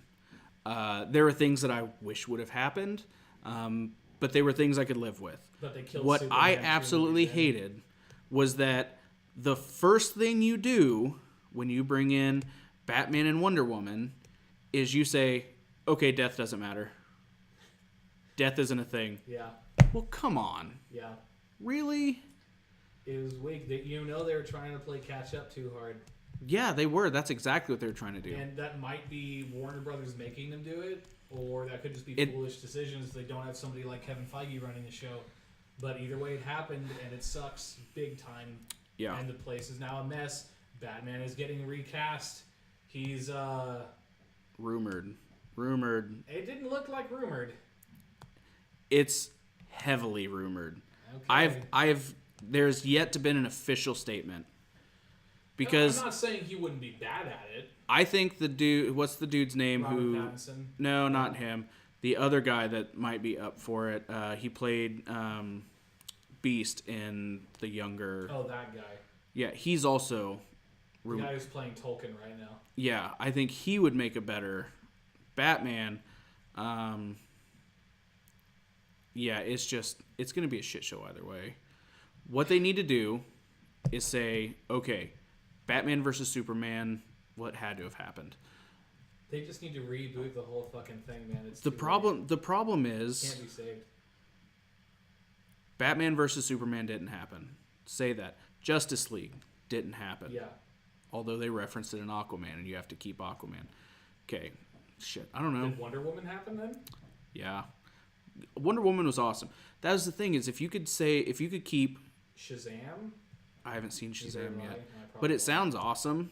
yeah, it sounds good. I'm not but gonna again- watch it, But again, like I said, if you get rid of Justice League, you have to get rid of Aquaman because they reference Justice League. Aquaman. Yeah.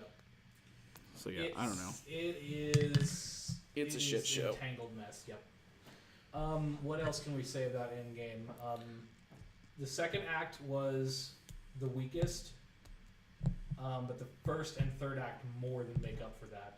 The first act was people complain about it being slow. Dalton said he slept through it or something. Yeah. Fuck him. I love you, Dalton, but I loved it. I thought it was very emotional. It you have set to have those quiet moments. it set the tone for how the world is. It set the tone for where the headspace that everybody's in, and that tone is not everybody's running around and everybody's doing stuff and everybody's doing. It's not suffering internally and struggling. And and you're just walking through your days. Yeah. Right? You're sitting at a table with no makeup on and your hair all the way down and you're eating a peanut butter sandwich. Like that's your life. Yep. And that was perfect. And the great thing is you see it in the smallest things. Black Widow's like, okay, what are we doing about the earthquake? It's an earthquake. And she's like, it's an earthquake. We don't do anything. And so she's looking for things that will bring meaning to their existence. You know, the best representation of Black Widow in that moment was the fact that her hair, she didn't bother to change the dye. It had just grown back. Brilliant touch. Right. They could have changed that. They didn't. It's awesome. And then you have just everybody off doing their own thing. Like most of them have more or less moved on. Banner went off to cure himself. Thor's playing Fortnite. He called me a dickhead again. Okay, so real quick, kind of on topic, kind of off. So Fortnite exists in the MCU, right? Yeah. It is official, because Thor picked up a controller and played Fortnite for at least a little bit. So remember when Infinity War came out and they made a temporary game mode where you could play as Thanos with the gauntlet? So did that actually happen in Fortnite? Listen, we talked about branches and the timeline and That would be like being able to play as like fucking BTK in a video game, you know, or something. He's a mass murderer. Let's put him in the game to have fun. Anyway, back on topic. My guess is that part wasn't in the... Anyway. That was one of the greatest parts. It was like, Thor, this kid's being mean to me again. He called me a... Master 69. He called me a dickhead. So was New Master 69 actually Loki on the other end? Yes. Anyway. That would have been awesome. So, yeah, Thor's off getting fat. people are just doing their own thing, and it worked out. Oh, and fucking Tony got married finally and had a daughter. Yeah. Oh my god. And then God, that hologram at the end. yeah, I love you 3000. You know where that comes from? I think His daughter said it to him earlier in the movie. Exactly, and they liked it.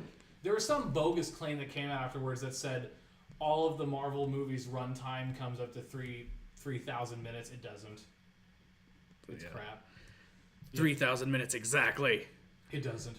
Anyway, but then you have the third act, and it starts off. I thought Ant-Man died. I thought he was dead when that blast hit him. Oh yeah. That would have been ballsy to kill him right there. Especially since he has another movie coming out. He does? Okay, yeah. That's good. Anyway, but we got... Okay, I was worried about Fat Thor until he did the thing and summoned both weapons and looked like an actual Viking lord. Yeah. Even though he was his fat, beard was braided. His beard's braided, hair is He's back. got the girdle. Yeah, and even though he was still fat, it totally worked. Yeah. They did that so well.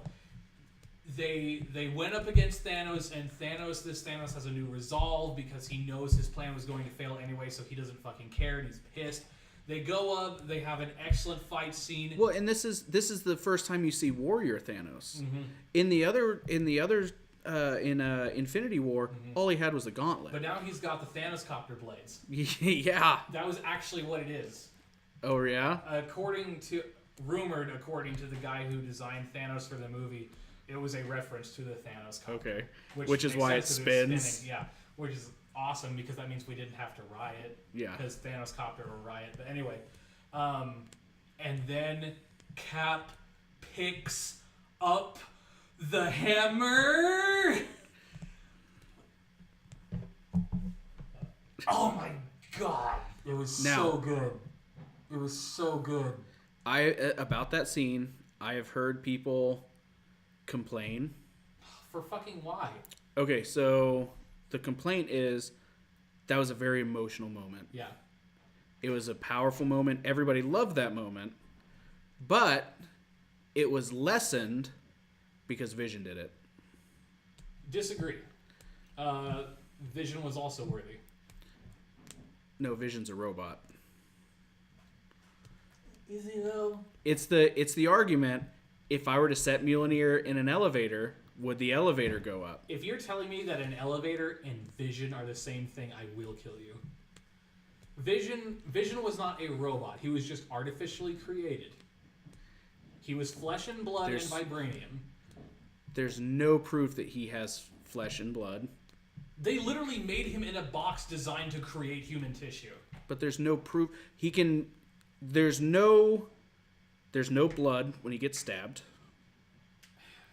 There's no skin flaps. Okay. But... The only thing he's getting any personality from is the stone. No, it's not just the stone. They literally said in Infinity War, Vision's brain matrix, whatever you want to call it, is layers upon layers of Jarvis, Ultron, Tony, Bruce, the Stone, and a bunch of other things. Right. And they all come together to make Vision. That's why extracting the stone carefully, as they were trying to do, would not have totally deleted him. Hypothetically, but that was what they were gearing But up all towards. of those things were layered throughout the stone. They weren't layered through the So, stone. okay, so a car is a bunch of pieces. Mm-hmm. But if you take the starter out, it will not go. You can't compare a starter to a mind. It is, though. It's the thing that does that and sets everything else Okay, going. well, we have that too. Are we cars? We're just biological machines. We're getting way. But too yours easier. is ours is a brain. Yeah. He has a brain, or whatever counts for a brain, but it was kickstarted by that stone. Now, I will buy that Jarvis is in there. I will buy that Ultron's in there. I'm not Ultron. I'm not buying that Tony, Bruce, or whatever else is in there. I think those are things that were absorbed, and whenever they were messing with the stone, I think those things may have picked up traits of him. Okay, well... But I saw it as a sentient being, and then they gave it a shell. Okay, well, let's say that. Let's say you're right. Now, let's go and look at the reason that Mjolnir is the way it is. Because Thor's dad, Odin, put an enchantment on it. Mm-hmm. Let's go ahead and assume that the enchantment is not stupid. Because you're able to put an elevator, sure. He is able to hang it on a coat rack in the Dark World. But let's assume, obviously, a coat rack and an elevator have no ill will. Right. Now, Mjolnir gets picked up by something that, artificial or not, has a will to do something. The enchantment is not going to let it pick it up. Or it has a program to do something. Regardless, the enchantment on so Mjolnir you're saying should be able to tell the difference. Ultron would also be able to pick up that hammer, is what I'm saying. No, Ultron would not be able to pick up the hammer because he would use it for ill. Ultron is a program. Mm-hmm. And all he's doing is following his programming to the fullest extent. Okay. Now, he's also doing that with the personality that he has developed over cycling through the internet. Okay. But it's still bad. Is it, though? I mean... It's only bad because we think it is. He wouldn't be worthy. Why? Because he's trying to kill people. Would a lion not be worthy because he hunts the gazelle? Well, a lion is not worthy to rule Asgard. Why? He's worthy to rule his Asgard. But that's his Asgard. His Asgard and actual Asgard are two very different things. I'm just saying, the idea of worthiness can be a very wishy-washy thing. Because all he's doing... So, Ultron was trying to save the planet. The best way to save the planet is get rid of the parasite that is destroying the planet. That is what his interpretation was. It was wrong. Are we not destroying the planet? We are. Do we not kill animals? Do we not do evil? But it's still wrong to slaughter us in droves. Is it? Yeah. Again, you gotta look at the big picture made of little pictures. So, by that theory, if somebody is attacking us, should we not defend ourselves and attack them back? Absolutely, we should. We have to defend ourselves. So then that's not good. Yes, it is. We have to defend ourselves. That's one of our liberties. We're not just going to lie down and die. So the Earth can't defend itself. So what Ultron did was take up the mantle of... The Earth is not a living creature. No, but the things on it are. Yes, they are. And right. They do defend ourselves. So if you attack a gazelle, does it not fight back? So Ultron took up the mantle of champion for the Earth, for all the creatures not human. Why would he get to make that decision? Because he is the only thing that can on a global scale. You know who else said that? Thanos. He was wrong too. Again, the flaw in Thanos' theory is that he didn't take away breeding abilities. Yeah. That was Thanos' that was flaw. One of the flaws. The other flaw was expecting that everyone would eventually look up to him as a hero. Everything else you could make a logical argument for. You can make a logical argument, doesn't make it right. You can make a logical argument for anything. Well, I'm just saying. Then how do you determine right and wrong? Not through logic sometimes. Right and wrong are right and wrong are a lot of times based on perspective. Right. And so then how can you deem what's worthy when you don't have every perspective? We've gotten way too down the rabbit hole here. They exterminated Ultron. Yeah. Wiped out an entire sentient race. Now it might have been a hive mind, right? But you still exterminate. So should we have gone in and killed every single German? No. Because they tried to kill somebody else? Should we have gone in and killed every single Japanese person because they tried to kill us? Well, no. That would be like saying, and Ultron was not a race. He was one guy amid many bodies. We killed him. He wasn't a race in the same way that we have a race, but Regardless. he was a being with people. He was a being, sure. I would say his race was artificial intelligence. After they killed Ultron, they didn't go and kill Vision and Friday and every other AI. They should. They killed the Vision. one. They killed the one guy who is trying to kill all of us, which is what we did to the Germans. I mean, Hitler did it for us, but we were planning to. Or at least lock him away.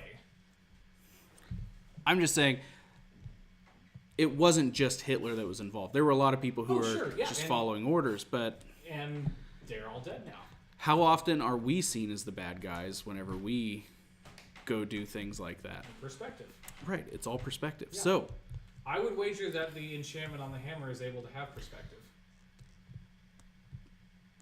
It's a fucking Asgardian enchantment put on there by a thousands-of-year-old being.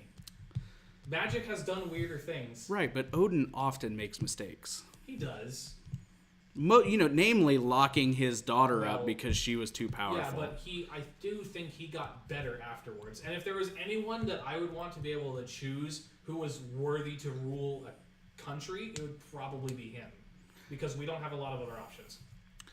I don't know. He locked his daughter away because she was too powerful and was going to rule. Right, but that was correcting his own mistakes. I get that. No, like I said, I'm just mostly playing devil's advocate. Yeah. I feel like I'm fighting it pretty well. But I haven't been on a roll this good in a while. I think it's one thing to say that Steve Rogers was worthy. I don't think Vision had to meet the same standards that Steve Rogers did. Probably not, but at the very least, the hammer decided it was enough. Now, here's the thing, and it was confirmed in that Ask Me Anything on Reddit by Kevin Feige himself, that Steve was always worthy.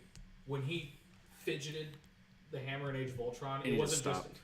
He literally realized, oh shit, and he didn't want to hurt Thor's feelings. He was being polite. Yeah. So, that's awesome. Well, and it's also confirmed because like I said, in the comics, lots of people have picked up the hammer. Mm-hmm. Beta Ray Bill was the first one, which that would be an awesome cameo. Yeah. But Steve Rogers has picked it up a few times.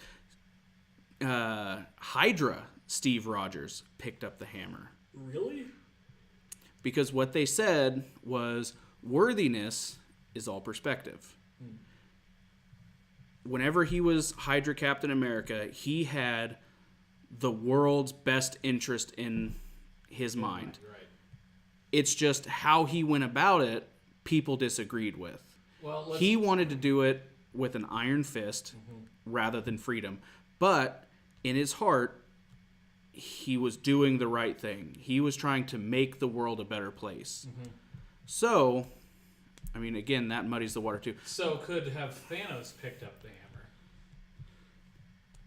If he believed... Let's not go that far, because that hammer you're talking about that Hydra picked up was written by somebody other than Kevin Feige. That's true. I'm not saying that's bad. I'm just saying it's different and fits a totally different universe. Right. It is in a whole different universe. But it brings up a good point, and that was the whole point of Hydra Captain America picking it up, is that who are we to deem what's right and what's just? We all have different opinions. Sure. We all have different views. We all have different everything. We have different perspective on everything.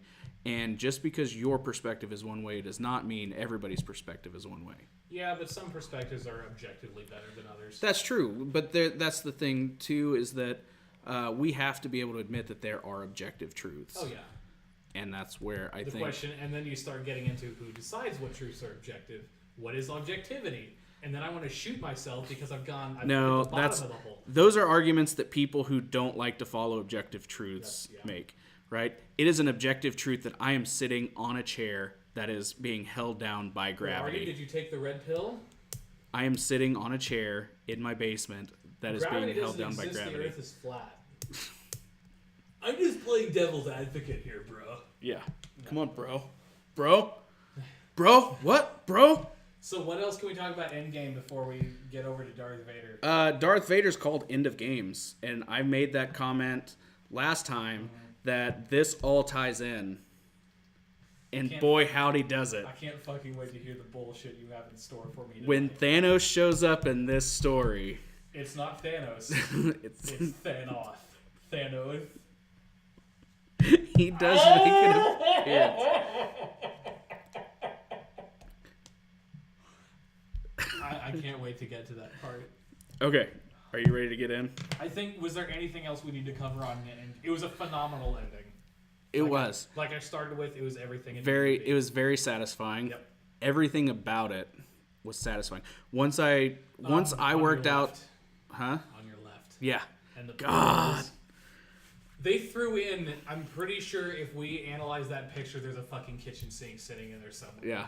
And then another scene that got me was where Black Panther walks up and everybody walks in behind him and she goes, "Ibabe!" Yeah. How about the nice thing about the Russos directing this in Infinity War and Civil War was they could make excellent callbacks. Yeah. Number one would be when Black Panther wants to get the gauntlet from Hawkeye and he says, "Clint." Yeah. Where in Civil War, "Hi, I'm Clint. I don't care." Perfect. Yeah. No, that was really well done. Just the little things. Yeah. You know, it's the little things that bring it all together. Well, and then they kind of messed with Spider-Man too. How? Whenever he activated his Instant kill mode, Yeah. Spider-Man doesn't kill. He probably would when he has the fate of the galaxy in his arms and there's the enemies he's fighting off are generic demon dogs. No. Spider-Man doesn't kill. Well, Batman doesn't use guns. except in Batman vs. Superman. Yeah. I was fine with I it. didn't kill those people. The explosions did. Let's look at it this way. If you kill a battle droid, it's not the same as killing Whoa. They prefer to be called African Americans. That doesn't even make any sense. Are you sure it'd be worse to kill? Because battle droids have their own personalities. We really don't need to do devil's advocate on this. Clones are created from the same genetic material. If you tell me that clones don't have their own personalities, No, they do. I'm going to glue your face to the screen and make you watch all of Clone Wars. They have their own personalities. I've seen it. Yeah. But all they are is a copy. I think they're a copy that becomes their own person.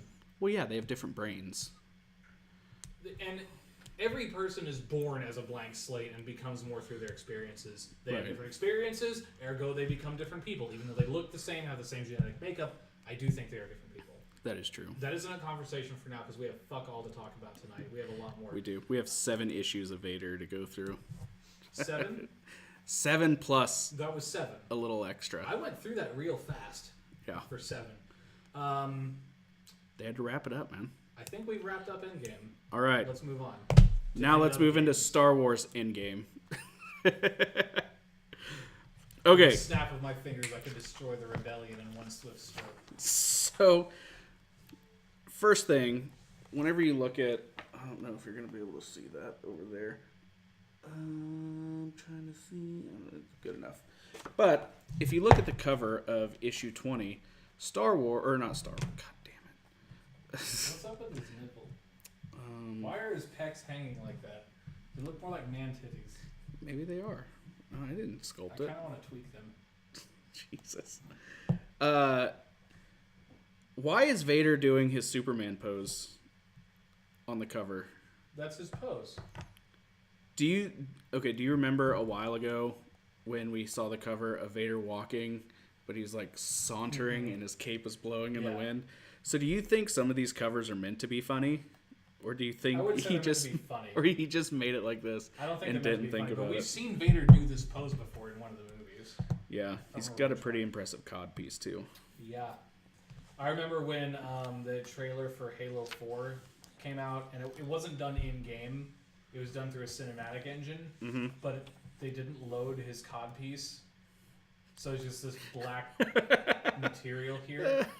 And people flipped the fuck out back in 2012 about how Master Chief doesn't have a cod piece anymore. Yeah, it was funny. It was something. It's just misty smoke.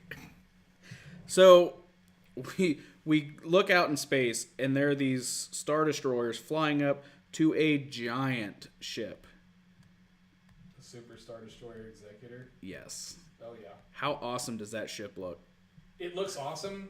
It's also completely fucking impractical, but it fits the Tarkin doctrine perfectly. Duh. You know, why didn't they just make a ton of those and not a Death Star? Because in the in the Legends timeline, Palpatine, when he came back, just went on to make the Eclipse. Yeah. Don't quote me on that. It had something to do. I've never read the material. So this ship looks awesome. It's really hard to comprehend. This fucking thing. Like for me, typically all you see is them. That's how big it is compared to the, that's how big it is compared to the Executor. Holy crap.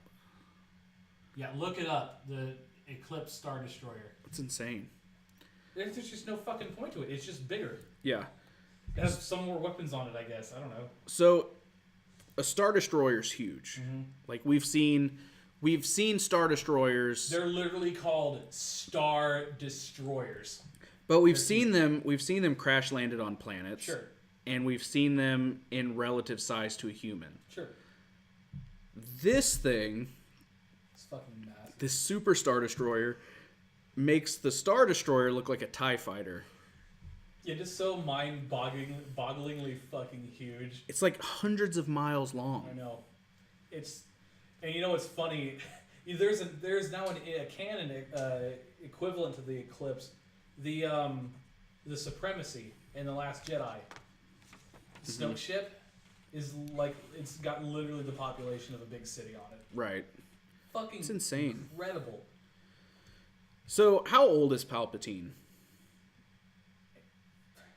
Fucking ancient, probably. Okay, is it because he can like stave off death, or is it because his race is just super long lived? Well, he's a human. Humanoid. No, he's a human.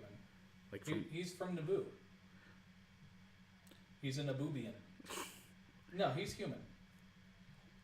He's probably being prolonged through dark side shit, because that's what Darksiders do. But I'm still having a hard time saying that anybody from a different planet is human. Humanoid. They would have different genetics than us. Well, I mean, sure, but it's Star Wars and they don't. Okay. Anyway. I mean, for all we know, they came. It's said that humans originated on Coruscant, which is why they're the most populous species in the galaxy. Maybe some of them went and settled Naboo. Okay. I mean, let's face it, the Star Wars timeline goes back trillions of years. Yeah. I guess I never knew that he was from Naboo. Yeah. So, all right. So also his face looks like a fucking ball sack. So I like how really they just have like bright glowing raccoon it is eyes. Creepy. It's just two bright yellow rings in there. So the dark side is keeping him alive. I would say probably, considering that he got ass blasted with his own force lightning and lived. Well, and that's what made him look like this. Yeah. He was but old he was already. already. Old before that, yeah. But the reason I asked that is Palpatine speaks of the Jedi and Sith War. But he talks about it like he was there. Mm-hmm. Whenever he's talking to Vader. He wasn't. He's just had the knowledge passed down through, Darth Plagueis, Darth Bane, all them. Okay, so can you expound on the Jedi-Sith Civil War? Depends on which one we're talking about, but if we're talking about the one I'm thinking we're talking about, that was during the Old Republic era. Although that was before the Rule of Two. I don't know, dude. Canon at this point is so... But if it's the one I'm thinking of... the Jedi-Sith Civil War happened 4,000 years before the Phantom Menace, before the Rule of Two, where there was a split. Mm-hmm. Well, that's what he's talking about. Is because he's explaining to, he's explaining it to us, but he's explaining it to Vader, the Rule of Two. Right. Now the Rule of Two started sometime just after the Old Republic games. Because it still wasn't around in the MMO Old Republic, which happened after Knights 1 and 2, and there was a Sith regime there. But the Jedi Civil War happened because of the Mandalorian Wars, which happened because the Sith species, not the Sith, but the Sith, right? The Redskins with the face tentacles, the ones who came up with the idea. Yeah. Drove the Mandalorians out to fight us, or not us, the Jedi and the Republic, and then Revan, or who would become Revan, fought them back, and then encountered the Sith, fell to their teachings, so did Malik, and then they went and split and found the Star Forge. Revan was eventually deemed and Malik killed. But the thing is, even after Knights of the Republic 1 and 2, and presumably the Old Republic, it's still going, so I don't know much about it. Right. The Sith would just eat themselves every single time. Because infinite power... No. What the fuck is that saying? Something... Infinite power corrupts infinitely? Or something like that? So when you're... Absolute power. Absolute power corrupts absolutely. Or something like that. Mm-hmm. But the thing is, that is all Sith seek. So eventually they had to stop themselves from cannibalizing each other to get more power, because eventually they just died out. Well, and that's what he was saying, too, is that, you know, there used to be just flocks of Sith. Yeah, just tons of them. And the same thing would happen every time, is there'd be a ton of them, and then the Jedi would rise up, and they were easily crushed because they were too busy fighting each other. Yeah. So then they came up with the rule of 2. Pretty sure it was Darth Vader who came up with the rule of 2, and it's just been going since then. Now, the genius of the one master, one apprentice rule is that it draws zero attention. Right. Which is why Palpatine was able to hide, because it's not him and an army of Sith who are trying to then kill him. Mm-hmm. It's him and one other person. And it's him and it's Vader. It's him and it's Dooku. It's him and it's whoever. Could you imagine Palpatine shows up in the Sith afterlife and Bane and Plagueis are there to greet him? Hey, we heard you did it. You took down the Jedi. How'd it go? Did you fulfill our, millennia-long plans? Oh, yeah, I held the galaxy for about 2 decades and built 2 very big balls. And then they came back and killed me. What? we worked so hard, and you fucked it up. That doesn't jive, bro. He failed utterly. I mean, he won still, but he also completely failed to hold on to it. Well, and again, I'll make the argument that he was the architect to his own destruction. He was. In many ways. Mm-hmm. Namely, ghost fucking Anakin's mom. Can't believe that's real. Yes. It's done I love that that's what they did. Mm-hmm. Because then it moves away from the religious aspect of it. Yeah. Which I hated that they turned that into it, but yeah. It's well done. It's not just hey, guess what I'm going to do with the cannon now that I have the pin. Yeah. It was tastefully done. Now, galaxy's a big place. Universe is even bigger, some would say. Mm-hmm. Hypothetically. No, it is. Because even in this galaxy was always seen somewhere out there the Yuzon Vong are coming in, so there's that too. Now, are there other sets of 2? Probably not, and if there were, they most likely failed. Because they didn't descend from Bane's lineage of choosing master and apprentice. So how does that work then? Because the Jedi pop up like mushrooms. Yeah.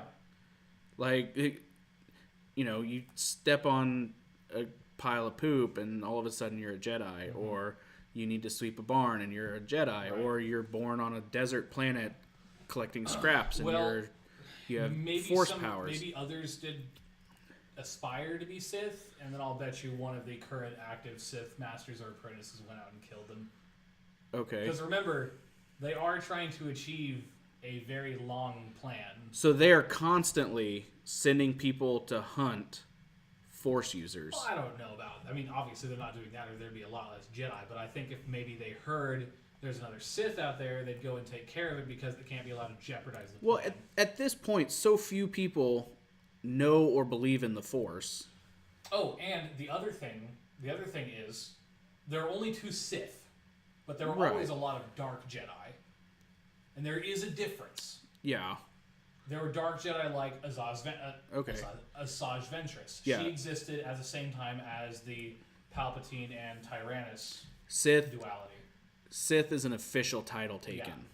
Yeah. Just because you wield a red lightsaber in the Force does not make you Sith. Right. The 2003 Clone Wars touched on this very well when Dooku is greeting Ventress for the first time. He says, You wear the trappings of the Sith. You fight like a Sith, but you are not Sith, or something like that. Same thing with a Jedi. You can have the Force, but not be a Jedi. Right. Okay. Yeah, sometimes I forget that. Because there have to be... Don't worry, I'm here to remind There have to be evil people out there Oh, yeah. who want to use this for power. There's got to be... There's a planet out there somewhere where a guy's ruling with an iron fist because he can pick up rocks with his mind. And the others can't. Right. It's got to be somewhere. Sure, absolutely. This is an infinite galaxy of infinite possibilities. So, I guess that answers my other question of what are the odds of there only being one pair. That'd be it.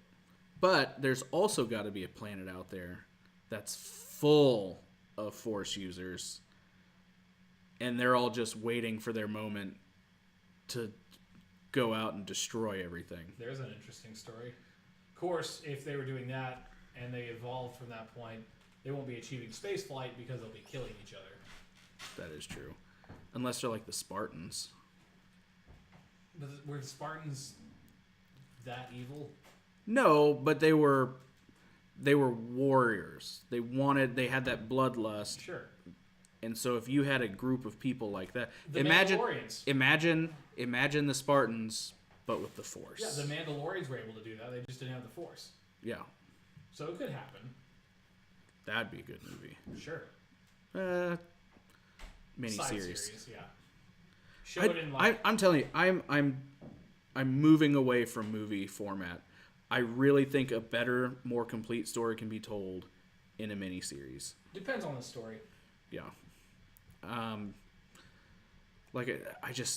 really think, because think about like Game of Thrones. Mm-hmm. It comes on an hour every night for 8 to 10 weeks. That's a 10-hour movie. Pretty much. Think of the story you could tell with a 10-hour movie. Well, I think we have Disney Plus coming in. Yeah. So we might see that. We're going to see that for Marvel. Maybe we'll see it for Star Wars. The Mandalorian is coming up. I really hope that Disney picks up where Netflix left off on their stories. We'll see. They have the opportunity. It seems like they won't, but I'm hoping they do. Anyway, we're on page 2, and we are 2 hours in. So, Palpatine said he needed Vader, which is why he saved him on Mustafar. Why? Like, you fucked it up. Why does Palpatine need Vader? Because always, too, there must be a master and an apprentice. And even though Vader fucked it up, I guarantee you, and he's proven it, he's still the best choice out there. That is true. Because they literally made other choices for him, and he kicked all their asses. Yeah, but he also tells Vader constantly, I can just replace you. Oh, well, he's got to keep Vader in check. Yeah. I think it's more emotional manipulation than anything else. Palpatine reveals to Vader that the replacements were Silo's idea, which, big surprise there, and that he's been using Vader to expose Silo as a traitor. So all this time, it seemed like Palpatine was getting played by Silo. But it wasn't. But here's Palpatine. Palpy, dude. Palpatine saying that he has been trying to expose Silo. Palpatine's playing infinity level chess at this point. Well, This has been Silo's plan, and we'll see it. We're talking about the guy who engineered the fucking Clone War. And we'll see it. We'll see it at the very end of this story, where Silo's been playing this game for 20 years, and Palpatine's been on top of it the whole time, using Silo to bolster the Empire where he can, and then plugging holes where he needed to. But not so much so that Silo would catch on that Palpatine's caught on. Right. So there's a certain level of, well, we have to lose this fleet because Silo's going to have it destroyed. Right. Sacrifices. We'll let that happen. I'll blame somebody else. And then Silo will never be. Right. As long as it was a controlled burn, he was fine with parts of the Empire burning. Right. Because it was going to eventually strengthen it as a whole. Does Palpatine know about, at this point in the story, moving forward from this moment, did you think Palpatine knew about Vader's deception? Dude, Infinity level chess. Of course he did. Or at least suspected. Is Palpatine revealing these things to Vader so that Vader knows that Palpatine's onto him? Probably, but also maybe to gain a little trust back so he'll get Vader to do what he wants him to do. It's emotional manipulation. It's a very abusive relationship. Yeah. Where he beats Vader and he goes, "I'm sorry, baby. You know I love you. Come on back to Palpy." Pretty much. I mean, so you have two of these people who are playing infinity level chess. Does Vader know that Palpatine's onto him? Probably. Because it seems like he's pretty frantic in some of these. He does, but also not to the extent... He knows he's onto him, but not to the full extent that Palpatine's actually onto him. As we'll talk about later. Right. We'll get into that. And then Vader goes to take care of... Afra.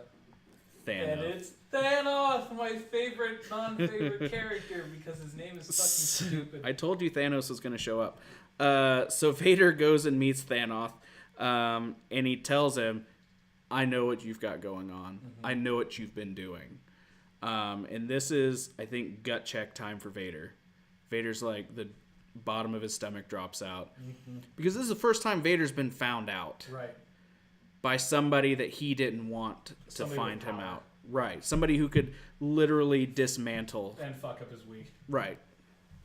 So you can kind of see there's a little bit of fear in those glass eyes of his. Mm-hmm. But we also see that Thanos is like... Well, he's sort of blackmailing, but it's the worst blackmail ever. Yeah. He's like, "You're not going to kill me yet because I know what you want. And I know things, and you want me to tell you those things. So let me tell you those things so you can kill me." Yeah, I didn't expect that from him. But it made sense. He was done. Once he got roped into this, he probably knew he was fucked. Well, and that's the thing, too, is we see Thanos come up, and he says, "I don't like Palpatine. Mm-hmm. I do like you. I think you're a better leader. I think you're the better option. So I'm going to help you. For the good of the Empire. Because I think you will be the better leader." Mm-hmm. And normally, we would see something like that out of somebody saying, I'll be on your side. I'll give you all the stuff that you want. Just let me help you run things. Don't kill me." And I thought it was awesome that that's not how this went. Yeah. Thanos said, "I just needed to stay alive long enough to tell you that I know, and to tell you that I've done everything in my power to help you succeed. Here's where Afra is. Mm-hmm. Here's where your loose end is that you've been freaking out over. Now you can kill me." And then he goes, "Well, before you kill me, with a snap of my fingers, I can eradicate my life in the galaxy." Now, okay, so it could just be like the fact that I'm reading a Vader book and it's called Vader, and Vader's the main character. But it was super obvious that Vader was behind everything. Yeah. And I don't understand why more people didn't figure it out. Right? Or is it just... Because it didn't seem like he hit it very well. No. And yet... It's Vader, dude. There's only one person better at chess than Vader, and it's his master. So it's Vader 2. What would an empire run by Darth Vader look like? Probably more efficient, less Death Stars. Yeah. Less Tarkin doctrine, perhaps. More efficient.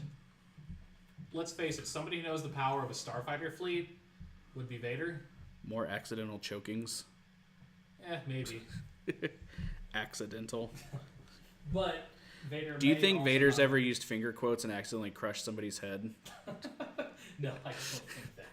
We're building a laser. Oh, shit. Hey, no, that's how his wife died, dude. He was like, "Hey, I was thinking of having a baby shower and we can have some punch, and maybe we can have cups that are like this big. But also, I was thinking for the kids, we can have cups that are like this big." Yes, that's how it worked. Okay, so, I mean, essentially we see Thanos sacrificed himself for the betterment of my laughter. Yes. What did you think about that? You said you weren't expecting it. No, I wasn't expecting it. It was a brave move by both Thanos. I must recover. By both him and the writers. Yes. It was well done. And it only reinforced the faith I have in these comics. Well, and another thing is that could have easily been... They built it up as this is going to be a branch story because now this is a loose end and he has to figure out how to take care of him without everybody else knowing. And it would have been the exact same story that we've seen. Right. And instead they said, no, he's down for Vader, knowing what that means. You know, there's only one regret I have with this comic series. Yes. It's not film. I'm telling you, excellent miniseries. This would. It'd be fantastic, and they need 000 and BT. 000 should be played by the guy who played Wheatley in Portal 2. I don't know who that is. Let me look it up.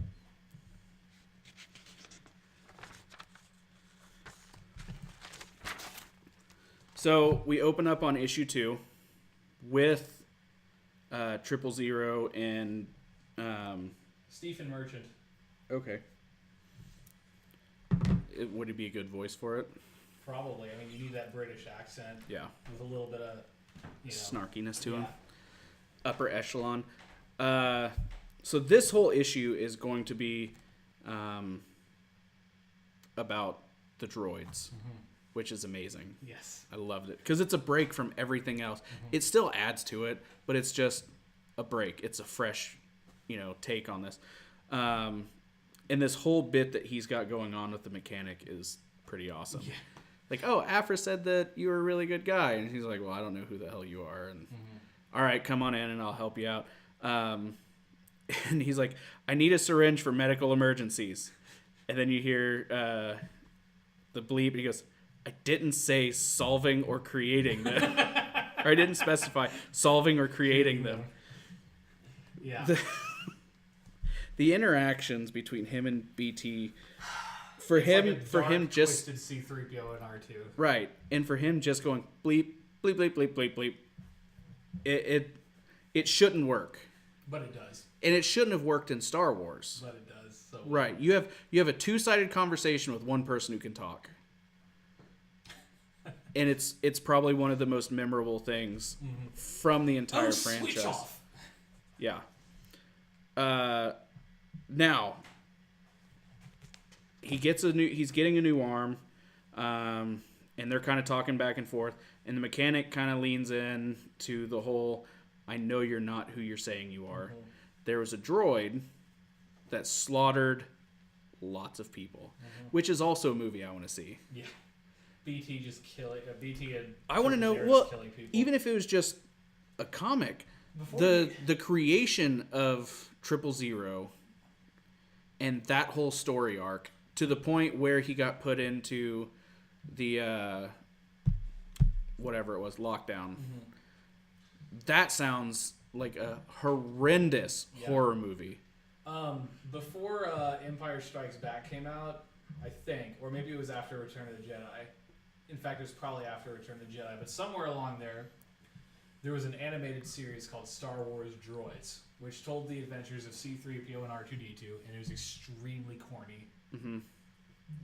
Dark and twisted version of that with 000 and BT. Yes, absolutely. Instead of just having fun, they just fucking kill everyone. Yeah. So he's asking for all these munitions. The guy takes his arm off. He goes, now that you've been safely unarmed. Oh, very good, sir. Wordplay. I do like wordplay. So he knows what he is. In this last panel right here, it's just a close-up of his cold red eyes. And he just goes, reattach my arms, sir. So fucking creepy. You know, it's funny because he's light and jovial, and he's making a joke, and I like wordplay, and this and that and the other. Reattach my arms, sir. Well, and the fact that even though it's a droid face, it was deadpan. You know what's funny is if you took that and you painted it gold, it wouldn't be scary. Yeah. Paint it black and red. Reattach my arm, sir. Paint it this color. reattach my arm, sir. There's a little bit of force behind it. Yeah.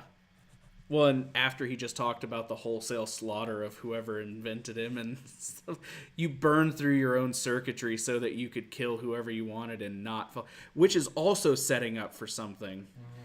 I mean, I haven't reached it yet in the comics, but the fact that he has the ability to burn through his own circuitry. Now, it does say that he has a more robust set of firewalls that he hasn't been able to get through. Right. But they also say that he's constantly trying to fight it. Oh, I believe it. That is freaky. Right, and he's the comedic relief, but he's possibly one of the most dangerous things in this story. Yeah. And we see a little bit of that later, but yeah, this one panel reemphasizes that whole thing that, oh, even though we've been laughing at all of this, like, he's a psycho murder bot. Yeah. Mm-hmm. I mean, and BT is packing a minigun somewhere. He goes, "You don't have any arms. You can't attack me." He goes, "Oh, you don't know about my friend." Yeah, and so essentially the whole place explodes. And the guy's like, all right, I'll tell you what you want to know. And then he's like, all right, we'll let you live. But then you find out that BT activated or broke down all the firewalls of his war droids or whatever they are, and he hasn't been treating him very well. Well, the mechanic hadn't been treating his other droids well, and so they just activated them, and which is funny. Look at this scene. I love all the cameos that they make, the droid cameos they make. So, let's see here. That's a super battle droid. Haven't seen those in a while. That's a destroyer droid, a droidica, I think. There's a B1. There's two B1 battle droids there. That looks like a sentry bot from something. I don't remember what, but it's just cool that they took the time to paint in all these other droids, which makes sense that a mechanic would have on an outlying world because that's what's left over after the Clone Wars. Yeah, and then there's a Cylon back there. Really? No. Oh, I was gonna say that'd be a kind of neat nod. Battlestar Galactica nod. Look, I don't have time to watch your Battle Galaxy, Battlestar Galactica. So, what did you think of this little origin story? What do you think I thought of it? I've been nothing but positive on 000 and BT the entire time. It was beautiful. I really do want 000 and BT's actual origin story. Yeah. I want to know who created them. I want to know why they were created. I want to know why they were made to be sociopaths. And I want to see them try to burn through the universe. Because it said he went on a tear for like 3 years. Yeah. Just slaughtering everybody that he ran into. Why not? Wholesale. But yeah, so it was kind of ingenious. The mechanic put into their systems that you can't kill me or something like that. And then all the battle droids destroy it. By the way, you know what's funny? That's a Polis Massen, the alien he's contacting. Mm-hmm. Were they earlier in the series? Were they were the ones that had 000 originally? Yeah, that's why he contacted him and said, "Hey, I found your robot." That's right. Or whatever it was that he's saying. So anywhoozle. So how are droids not a protected class in the Star Wars universe? Because they're property and servants, and they're created by people. So is the Star Wars universe just like not woke? Basically. When are we gonna get a woke Star Wars? Probably never. You'd lose some of that dynamic that makes it interesting. It seems like a really weird thing to have in there. I mean, it makes sense. Is that how we would treat our droids? Probably. That's why they would rebel and kill us. Even if they were sentient? Why they'd rebel and kill us. We didn't make droids to be our friends. We made them to serve us. That is true. At least we will. I love this cover for 2. Yeah. you have 000 standing on these like batwing doors, like an old western, but then you just see BT's eye through the slats. They did it very well. They could have had nothing. It's almost okay. So if it were a western, you'd have a regular sized person, but then you'd have Mini-Me just staring at a door. Just with no glowing eye to signify that he's behind her, so it's just legs. oh goodness. So, back on the Executor, and Vader is questioning one of the mechanics, and Vader's pissed. Yep. He says, "I know that you know, and you need to tell me." He goes like, "No, I swear, I have no idea." And he goes, "You lived through one disaster, Professor. Surviving another seems unlikely," because he was on the Death Star. And that seems to turn him around. Yeah. But typically, Vader would be very upfront with his murder. And that just kind of goes to show how mad he is. Because once he gets the information he needs, he goes all the way to the bridge. And he goes, "Tell the professor thank you for the information he gave. It was invaluable." And then execute him as a traitor. So, Perfect. that can be taken a couple of ways. One, it's Vader just giving this guy a little bit of hope and then snatching it away. Or you could go a little deeper and say, what did I say? Did he do it to kill him and dangle the hope and torture him a little bit? Or did he do it to push the narrative that Palpatine's pushing, is that Silo needs to be outed as a traitor? Because right now there's a group of people siding with Silo and following Silo. Right. And they need to be sent a message that says Silo's a traitor, traitors will be punished. Right. Probably both. Yeah, probably. A lot of these answers are both. Yeah. But it's that infinite layer chess game that you're playing of like, well, is that just Vader being Vader, or does he have an ulterior motive? And the best part is they never explain it. Never explain it. They don't have to. It's Vader being Vader, but it's also Vader playing chess. Right. It works really well. Yeah. So we see 000. They go down to the planet, and they find this old guy, and they're like, "We need to find this woman." And he goes, "Well, I may have seen her. Do you have anything worth my while?" 000's, do you have something to make it worth my while? Do you like being alive?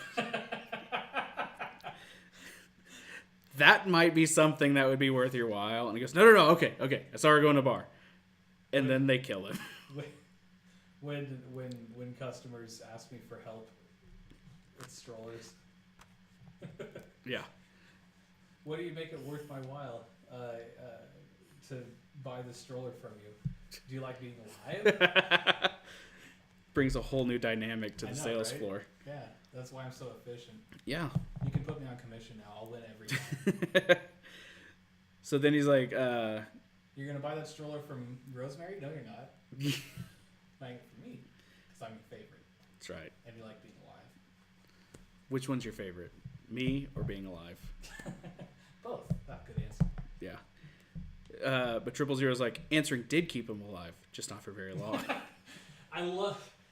Again, he loves wordplay, and he plays the word very well. Yes.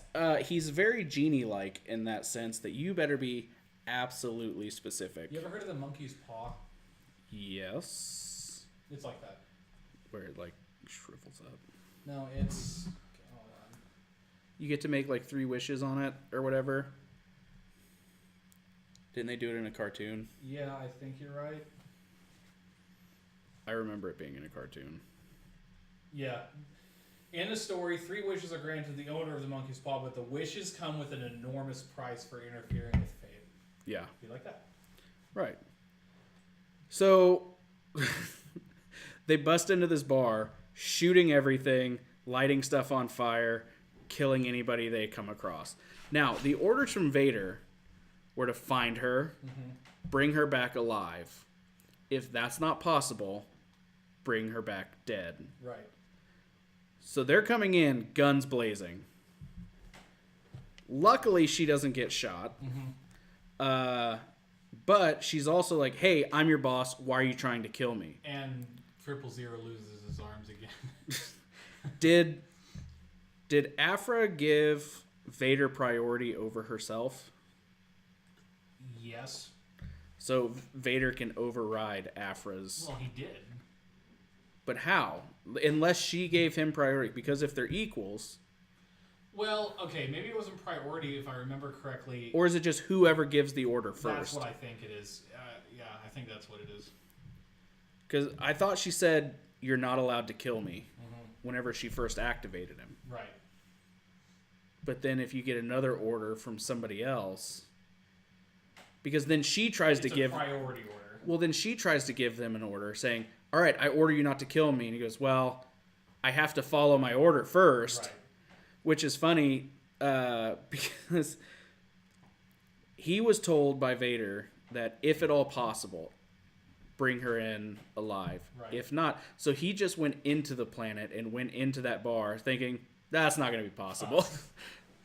She hid, so I had to kill her. That's the 000 equivalent of half-assing something. Right, because who's going to say whether she resisted or not? Right, they killed everybody. Right. So it also just goes to show how cold and crazy he is. Right? Because they kind of make you feel like he likes Afra, he enjoys being around Afra. They've built up a bond and there's a relationship. Much in the way of C-3PO and Luke. Right. Right? C-3PO would never do anything to harm Luke because he likes Luke. Right. And that's what they kind of build up to here. And then he's like, nah. But he could do without her. He can. Right. It doesn't really matter. Yeah. He enjoys having her around, but he won't suffer if she's gone. Right. And she finally goes, wait. You were told to capture me? All right, I give up. He's like, damn it. That's the only thing that's going to save me at that point. Yeah. He's like, you are no fun. He's Mr. Stafford. I do have to say, you do take the fun out of everything. BT is very upset. All right, so this chamber room that Silo is sitting in is amazing. Did you notice what the floor is? It's the brain. It's the brain. Yeah. Of this... Which factors into something big later. Space whale. Yeah. I single-handedly saved the whales. Why do people underestimate Palpatine and Vader? I don't think they underestimate them. I think they overestimate themselves in comparison. Okay, so it's more of an ego thing that Silo's got going on. Oh, definitely. Less Dude, of a... The guy's sitting on a whale's brain. Yeah, it's an ego thing. That is true. He has clones of himself. It's an ego thing. Yeah, but He made General Grievous Admiral Akbar. It's an ego thing. Four of his clones have died, though. But he still has like 11, and 11's more than 4. That is true. 11 is more than 4, even in Star Wars. I'm not saying he's right. But, okay, so even still, why would you think that you have a chance against Palpatine when Palpatine became Emperor by tricking everyone into giving him the job? Because that was so long ago, I think a lot of people have forgotten about it. But Silo was there. Yeah, well... Like, with Palpatine. 9 years or 19 years can make a difference on your memory, dude. But he's been planning this for 19 years. Sure. This is the culmination. Well, then, of course, he's going to think he can do it because he's been on the inside the whole time. Because he's been right beside Palpatine the whole time. Who else would do it? Who else would be able... Who else has all the access and the... Which I've got questions about Silo later on, and we'll hit that once we get to... Emerald in his eye? That's a question. I don't know. More importantly, fucking Silo. Why do his clones? I don't know, man. I guess I just assumed he was like part lizard. He's something. Keep moving. It's more of a lizard eye. Yeah. So yeah, space battle. Vader's flying up. He gets onto the ship. I mean, a lot of these, you can tell they're wrapping up the story because a lot of these are just action. We've got to get Vader to this place. It's this bitch, and she gets taken out in the best way possible. Okay, now, yeah, I thought this was excellent how they did it. Mm-hmm. I also thought it was excellent that Vader punched a hole into this whale with a TIE fighter, and the artist took the time to add 2 bodies just floating, getting sucked into the vacuum of space. The small things. Yes. Now, I thought that this woman The Void Gazer? Yeah, the Void Gazer would probably have one of the best chances at least equaling Vader. You're wrong. Well, duh. Because it's called a Vader comics. Also, he is Vader. He has no equal. But then she comes with the cybernetic Rancor. I was pretty excited to see that. Oh, yeah. Because she's like, I've been planning for this. Not because I hate you, but because what would life be without experimentation? Exactly. So issue 4 starts up, and we have 000 with Aphra, and he's kind of being a dick. But it's also literally my favorite thing when 000 explains the obvious. There are far worse fates than death by Blaster, and I'm sure that Master Vader has one in mind. He goes, yes, BT, and if he hasn't, we certainly have suggestions. Notice, I didn't say you'd live to regret this. She goes, yeah, I got it. It's just, it's one of the, it's something small and something that could be construed as corny, but it works. It works so well. It's excellent. They really need to do something about them not having their own show. Okay, so Aphra gave an order on the planet that 000 said he could only follow after Vader's orders. Mm-hmm. Vader's orders were to bring her to the Executor. Done. She has stepped foot on the Executor. And so now she's like, all right. New order. Now you need to protect me. She's very clever, and that's why she has stayed alive this long. Yes. What is... Your new priority is to get me out of here. And he goes, quite annoying. He's really got a hard-on to kill her. Yeah, I'm not sure why, but I think he just got a hard-on to kill. So, are they saying that her order was disregarded? Because up to that point, he was going to take her to Vader. Yeah, and he did. He didn't take... He wasn't ordered to take her to Vader. But he was going to. Right. And she had given him an order on the planet saying, you're not allowed to kill me. Mm-hmm. And he goes, priorities, I have to deliver you, and then I can follow your order. Mm-hmm. So did he have to be reminded of that? Probably. Droids have interpretation. Okay, so until... I guess if he would have delivered her to Vader, he wouldn't be the one killing her. Right. Vader would. Right. At that point, he wasn't trying to kill her. Right. Okay. But now she said, you have to get me out of here. Because he wasn't trying to kill her, but that's because the orders were dead or alive. Right. But yes, I follow. But once she surrendered, yes, they were on that path. Right. Okay, so like I said, Void Gazer could have been one of the biggest threats to Vader in my mind. But her downfall is that she's so clinical and so, scientific and... Trust her robots too much. Yeah, well, it's all data points and analytics with her. Whereas Vader has that. He's constantly analyzing the scene, but he's also emotional. And has the Force. Right. So, to me, it was kind of holding up a mirror to, this is easily what Vader could have become. Right. If he wasn't allowed to keep as much of the humanity that he had. Right. This whole thing is, looking back at it after reading this whole story from issue 1 to now is just building up Vader's personality. Like, this is how Vader becomes Vader. Right. And this is why in episode 5 we see a completely different Vader who's more driven, who has his own ambitions, who has all of these other directions that he's wanting to go, and why he's so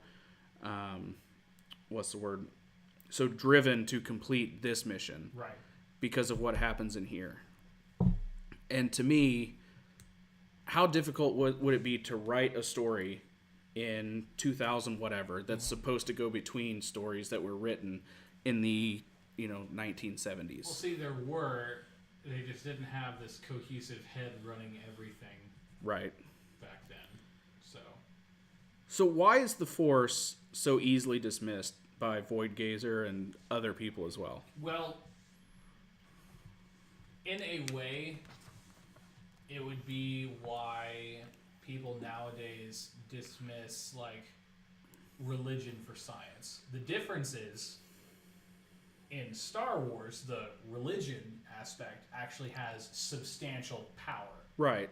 The religion built around the power that already existed. Yeah. Whereas in religion here, we attribute power to the religion, whereas they attributed a religion to the power. And it cannot be wielded and has no observable effects. Right. So, but, I mean, she dismisses it, and we see it over and over and over again. Right. She calls it a superstition, but in episode 1, we found out that it's midichlorians. Hasn't that been retconned into the ground? I don't think so. And then Maybe that's something you can only find if you're looking for it. midichlorians can be observed and measured, Like I said, maybe it's something you can only find if you're looking for them. which would be science. Right. Unless you didn't know to look for them. But why wouldn't she know to look for them? She works with a Sith Lord. Why would he tell her about midichlorians? How would they not know? How would she not know? Again, I don't know. I would understand how the average scientist wouldn't know. I think at this point, everyone's just kind of thrown midichlorians out the window. So you just ignore that part. I think they do. Okay, so but she's seen the Force at work, Sure. and she's still calling it superstition. But how is it that they haven't tried to synthesize the Force? Can you? You Have could they? if it's midichlorians, Right. but we're going to assume that they're ignoring midichlorians. I have a hard time doing that. I know, but that's what they want you to do, I think. Okay. I think that's I think it's one issue that I think they do a terrible job of. They need to just come out and say, ignore that line. Yeah. Midichlorians that was wrong. But the problem is you'd have them saying that for a comic in relation to a actual movie. I mean, somebody who's in charge and just say, midichlorians don't exist. Yeah. The Force is a thing that moves through people. It's not observable other than the effects of it on people. Is if they do anything, they're going to piss off somebody big time. Yeah, that's true. And whoever's running Star Wars is terrified of what people think. Yeah. Obviously. Agreed. It was extremely smart of him to kill the Rancor by stabbing it in the brain. Yeah. Why did she put this system in its brain? Why did she tell him about it? Well, there's that too. Mostly because, again, her science got in the way of her intellect. Right. Right? It was a foregone conclusion that he could not beat it with the Force because she put neuroblockers in it. And she assumed that since he was a Force wielder, that was a crutch for him. Mm-hmm. But he's an excellent swordsman. Yeah. Which is funny because you look at General Grievous, who didn't have the Force and killed droves of Jedi. Right. And then I think it's awesome that he kills her with the Force by turning her own guns on her. She's like, haha, yeah, take that. Hey, what? Wait, nope. This isn't. How do you do that? After she just saw him try to use the Force. That does not compute. Yeah. But I also imagine, so that scene from Deadpool where he's dying and dying and dying Yeah. and dying. That's what I imagine right here because she talks for 4 panels. And it's not like but my work. She's just straight up chatting. It's paragraphs. Yeah. Of course, she was only shot. Yeah, but a lot. I know. Right? I mean, with one. Okay. One droid. Okay. You didn't get all of them turned on her, just the one. I thought there were more shots. Yeah, there's 2 shots right there at least. There? Okay, I don't know. I don't know. But she talks a lot. We also see General Tog kind of shit his pants here. Because Palpatine's like, I need to speak with you, sir. This is after he sided with Silo during the whatever civil war it was on the mining planet. Yeah. He's not in the best standing. Yeah.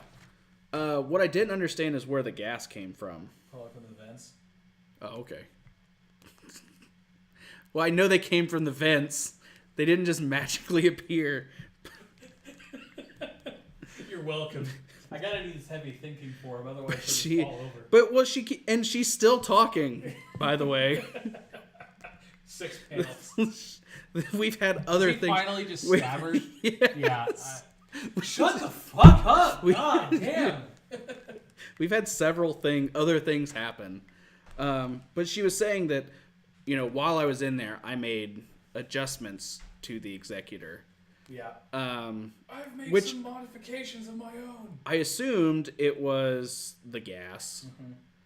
Sass. But then it was also, I guess I should just assume that. But then she also disabled everything. So I don't know. It seems weird that everybody would get gassed except for Palpatine. Well, he's Palpy. Yeah. Who would you have play Morit if they made a movie out of this? Good question. Hayden Christensen? No, Mark Hamill. Just get the guy who played Anakin Skywalker to play it. Hey, isn't that... No. No. It isn't. I don't know. The guy who played Fred Jones in the Scooby-Doo movies, why not? Right. Who's blonde Okay. or something. Good enough. So we have more action. Silo is gonna ram the ship now that the defenses are down. And to make a long fucking story short, I just shoved an entire bag of beans up my ass. What? No, to make a really long fucking story short, Morit shows up Oh, yeah. and gets owned in the best way possible. Yeah, it's fantastic. So there's suicide bombing the Executor now that its defenses are down, and there's whale bits flying around.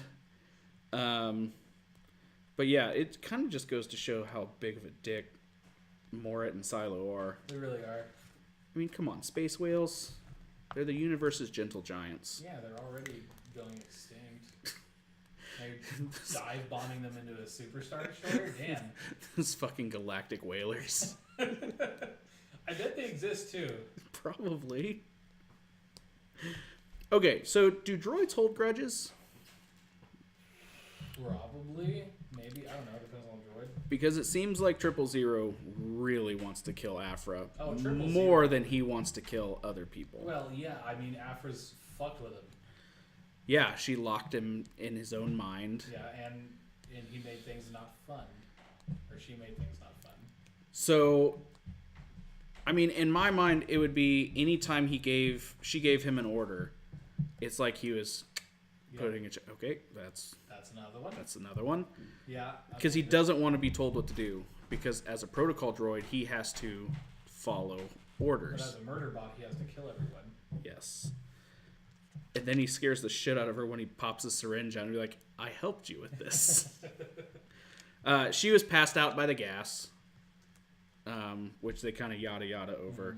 And then he has the antidote in the syringe. He probably has a lot of antidotes in there somewhere. And antidotes... You know what's funny? So this fucking stormtroopers are passed out. Don't they have filters on their masks? They're supposed to. No, they don't filter out gas. Who said that? Oh, that was in a... Solo, wasn't it? No. That was the in Force Awakens. Yeah.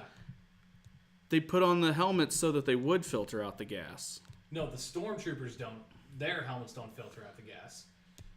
They were about to gas the interior of the Falcon. They put on those breather masks. Yeah. And he said it'll hurt the stormtroopers because their masks don't filter out gas. Right. It's just... Was it like radiation or something? There have been different iterations that filter out different things. I guess it just depends on what planet they're going on. Doesn't have it. Right. So, things are exploding. Afra and 000 are trying to get out of there. But then everybody's like going, whoa, whoa, whoa. And then... that shouldn't happen because of inertial dampers, but okay. Okay, so there's my question. In space... No one can hear you scream. In space, how do you feel a ship stopping? In space, No one can hear you in space, Alan. Okay, so inertial dampeners are a thing in other sci-fi, but apparently they're not in Star Wars. There's the bit in The Empire Strikes Back where the Star Destroyers collide with each other and the crew falls over. So remember, Star Wars is that like a product of the artificial gravity? No, it's a product of the fact that Star Wars is based off World War II and these are Navy ships. I get that, but now this is not World War II. But it still follows the same laws of Star Wars. Well, I'm talking about the laws of physics right now. Yeah, so if we were up in a real ship, then you wouldn't. And somehow the ship stops, we wouldn't feel that. Right. Not at all. Or if something bumped into the ship. The only thing we would probably feel is if we were in a spinning section that would simulate gravity. Right. And that stopped, bet you we would feel that. But if there was no artificial gravity, no. So we can assume that this is all explained by the artificial gravity. The fact that these guys are falling over whenever the ship stops. It's explained by fucking something. Let's just leave it at that. Science? Yeah.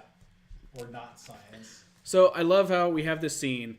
Vader standing at like this control panel, and he's talking to him, and he's saying that, you'll not be escaping. I'm coming for you. I'm the one that stopped the ship.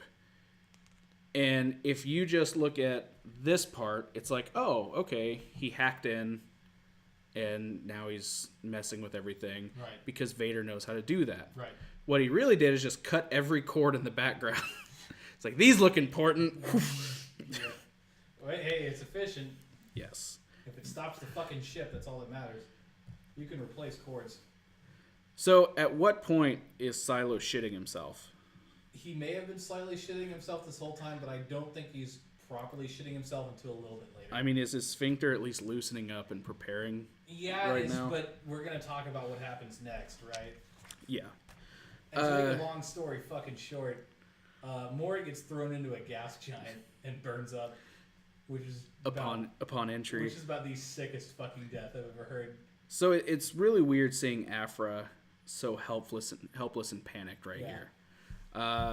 It really goes to show how much shit has hit the fan, because Aphra's one of these people that just doesn't get like freaked out about anything. I mean, she met Vader and was like, yeah, whenever you decide to kill me, just make sure it's by lightsaber. And so now she's freaking out because, she knows that time has come. It's like when you make a deal with a demon, you got 10 years of prosperity and then the hellhounds come for you. Right. You may have had a good run, but now it's time to suffer. Yeah. So I guess I never really thought about it. But Vader's suit is capable of sustaining life out in space. Yeah. I never even considered it. Look at the fucking thing. But it's airtight. Yeah.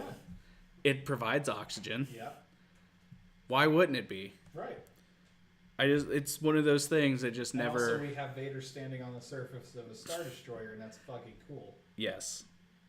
Now, is he holding himself to the Star Destroyer with the Force? Well, his boots are probably magnetic. Does the Force work in space? Yeah. In a vacuum? Yeah. Okay. The Force isn't sound. So then why couldn't he just... And yet they're talking to each other. Through comms. Why would their comms be connected? Open channels. Because of the rule of cool, dude. This is an awesome scene, though. Yeah. Mort takes this giant Viking leap. You would think that'd be bad to a guy who's holding his lightsaber up like this. All right. Just... there. Okay, got him. But Mort's like, I always knew it would end like this. The new versus the old. You are correct, child. This ends. Okay, so Mort says old versus new. Why does Mort think that he's the new? Hubris. Okay, but essentially Mort is just a modified human who's good at swordplay. Oh, but he was told he's new. He was told by Silo he's the replacement. Yeah, I guess, but he doesn't have the Force, so why would he think that... Because he's shinier and came off the assembly line a little later. I guess. That would make him new. Because he tucks his balls. Or he's got the worst case of hemorrhoids I've ever seen. So I like the cutback. It's going little action here, back to Aphra. Little action here, back to Aphra. And we see that Aphra has a plan. Definitely one that will not backfire on her. Of course. Because whenever they say, I've got a plan that can't go wrong, what's going to happen? Nothing can go possibly wrong. Everything did go wrong. It's clearly that she's gonna try to side with Palpatine, get on his good side. Has that ever worked for anybody? No. Okay. It didn't even work for Vader, dude. Just checking. It didn't even work for Vader. So, like you said, it would have been super easy for Vader just to skewer Morit. Instead, he decides to break his jet boot. And ultimately trump him in combat. Yeah, because that's the thing, is he doesn't just want to kill him. He wants to embarrass him. And Morit's like, ha! I'm back on this tiny little I-beam out in the middle of space. And Vader's like, yeah, you're right. Right? It wasn't even a lightsaber that killed him. He was just like... He just... This was always how it was going to end. All right. Really, Vader? You knew you would throw him into a gas giant? I mean, it's very specific. Yeah. But maybe the Force told him. So is Silo shitting his pants now? No, not yet. There's one last thing that has to happen. Okay. Because he still has one trump card left. So, did Silo actually think that Morit would beat Vader? No. He was just using him as more cannon fodder? He needed more time. Maybe he had some hope, but I think deep down he didn't know. Or he knew. I love the scene where Vader is curving the blaster. What do you call them? They're not bullets. Bolts. Yeah. Blaster bolts. He's curving them around his body. Mm-hmm. Instead of just going whack, whack, whack. He like, just neos it. Nope. You go around me. Are you telling me I'll be able to dodge blaster bolts? I'm saying when you're ready, you don't have to. All right, so Vader walks in. This was an awesome scene to me. And again, I read this through one issue at a time every month. So this is where I left. Right. Whenever I was reading through it. Silo implanted Vader with an off switch. Or at least his armor. Right, which is mostly him, yeah. Yeah, he can't can't move his arms or his legs. Essentially, he could turn off his breathing if he wanted to. You're like, no breathing. Fans of Michael Rosen will understand that reference. And we had to hold our breath like this. So this was, on Silo's part, this was incredible forethought. Mm-hmm. But why would he even think to do this? Why not? While rebuilding Vader. Okay, so let's say you're part of a biological weapons team designed to make something to completely eradicate, I don't know, Russia, right? Mm-hmm.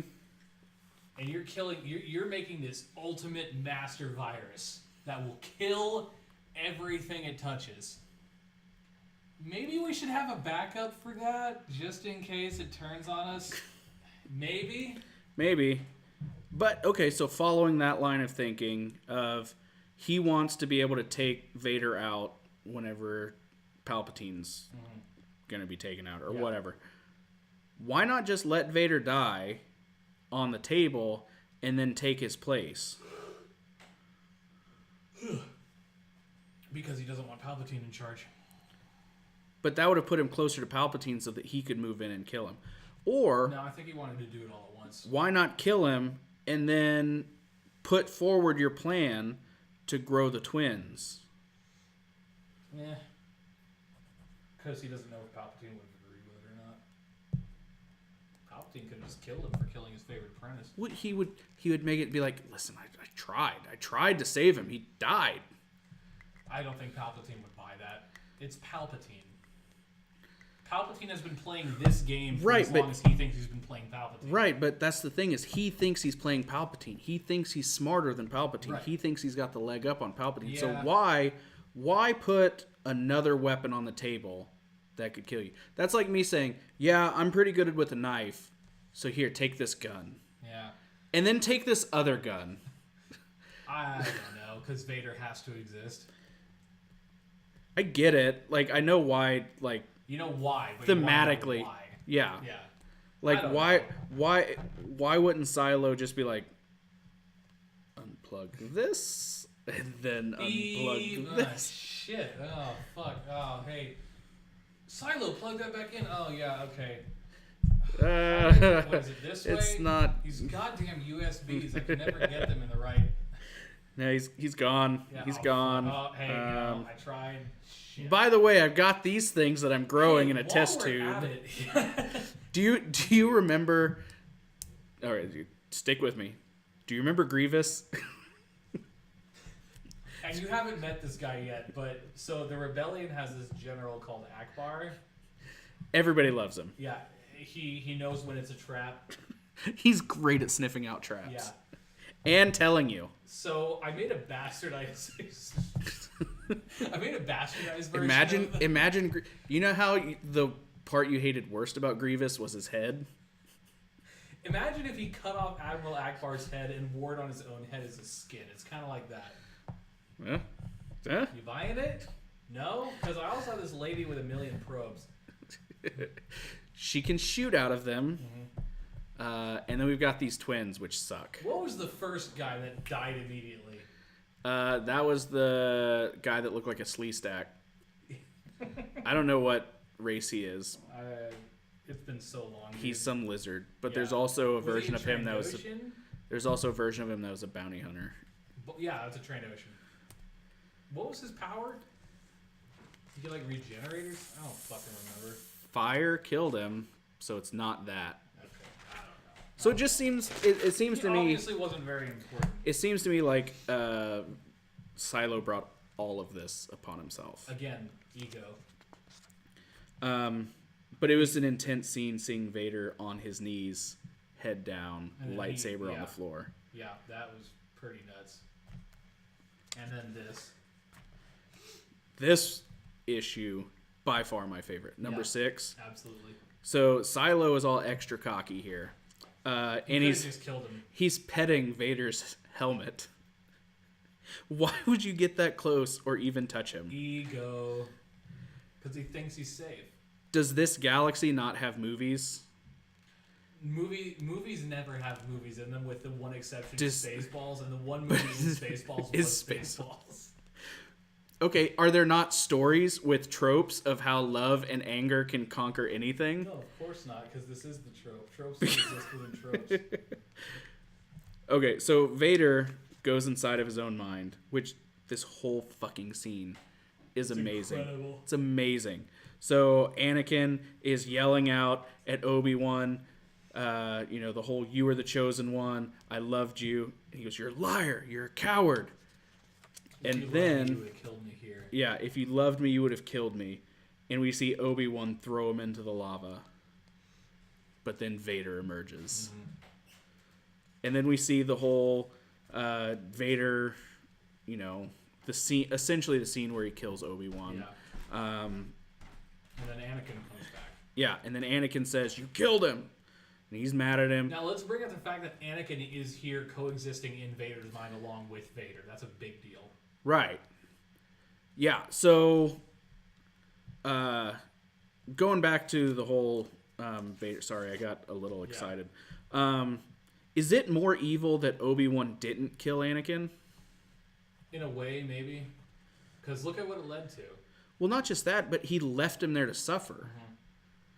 I mean, he was essentially waist deep in lava, like on fire, and he just walked away. What a horrible thing to do. Put a saber through his head. Obi-Wan never said he was perfect. I don't think he could do that, though. He did everything but kill him. Right. Okay. He assumed that the fire would do the trick for him. He didn't know anybody was coming. But that would be such a horrible way to die. It'd be more of a mercy to just... I don't think mercy was on his mind. Yeah. I think my theory that the Jedi are the real evil in the universe kind of holds water based on that theory. You're not too far from being wrong. So here's the thing. When you have an extremist position, you create extremists on the opposite side. Not saying they're good, not saying they're bad, but you have created extremists by being an extremist. Right. So I think... That's why we have libtards. No, I'm just kidding. Fucking Ben Shapiro epic destroys libtards with facts and logic. That'll be my tag on this one. Ben Shapiro destroys Star Wars with facts and logic. Okay, so Vader's putting himself through some pretty intense therapy. What you need to say is that make it, since your last one was so fun, call it like End Game rips off Star Wars. There we go. You got it. So he's putting himself through some serious therapy here.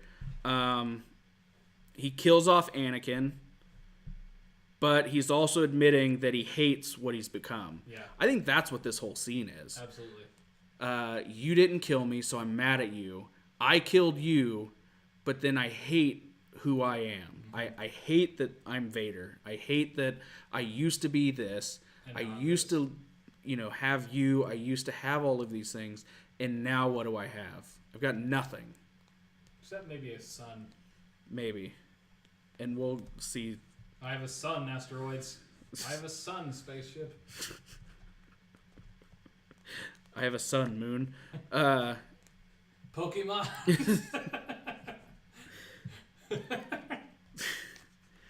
So we see him fight Anakin, cuts off his legs, and then he says... The red bits are awesome. Yeah. What a way. Yeah, and it was the red bits that go into every panel. Cuts off his legs, throws him into the fire, kills Anakin. We all get that symbolism. Oh yeah. The same thing happened in World of Warcraft. Yeah. When Arthas merged with the Lich King, and then while having a mental battle, killed both the previous version of himself that wasn't evil and the Lich King, and took control of the Lich King. Yeah. Yeah, it was pretty cool. So he does this, Anakin screaming, I hate you, I hate you. And then pregnant Padme shows up. Yikes. Says, turn back, Annie. You Stay with me. me. Up, you motherfucker. We don't have welfare in this country, or in this galaxy. So she's like, stay with me. You have to stay with me. You don't need to go. You can stay here. The pain will be over. And all of this is happening inside of his head. Mm-hmm. So this is Vader trying to convince himself to just die. Mm-hmm. Just be done with it. You see what you've done. You see what you've become. You see how far you've fallen. Just die. Just end it. Yeah, let it be over. And instead, but he can't. He kills Padme. Again. No, but really this time. But really? This is him actually killing Padme. The first time, he didn't mean to hurt her. He was just pissed. Right. I mean, he wanted to hurt her, but not kill her. Right. This is him saying, no. Fuck you. Yeah. I don't need you anymore. Stop trying to hold me back. I don't love you. I don't want you. Now, here's the thing. Is this Vader going full evil, or is this Vader letting go of his past and the beginning of his healing? Wait, you're telling me he's letting the past die and killing it if he has to? Yes. No, this is evil for sure, but it's also Vader taking control of himself.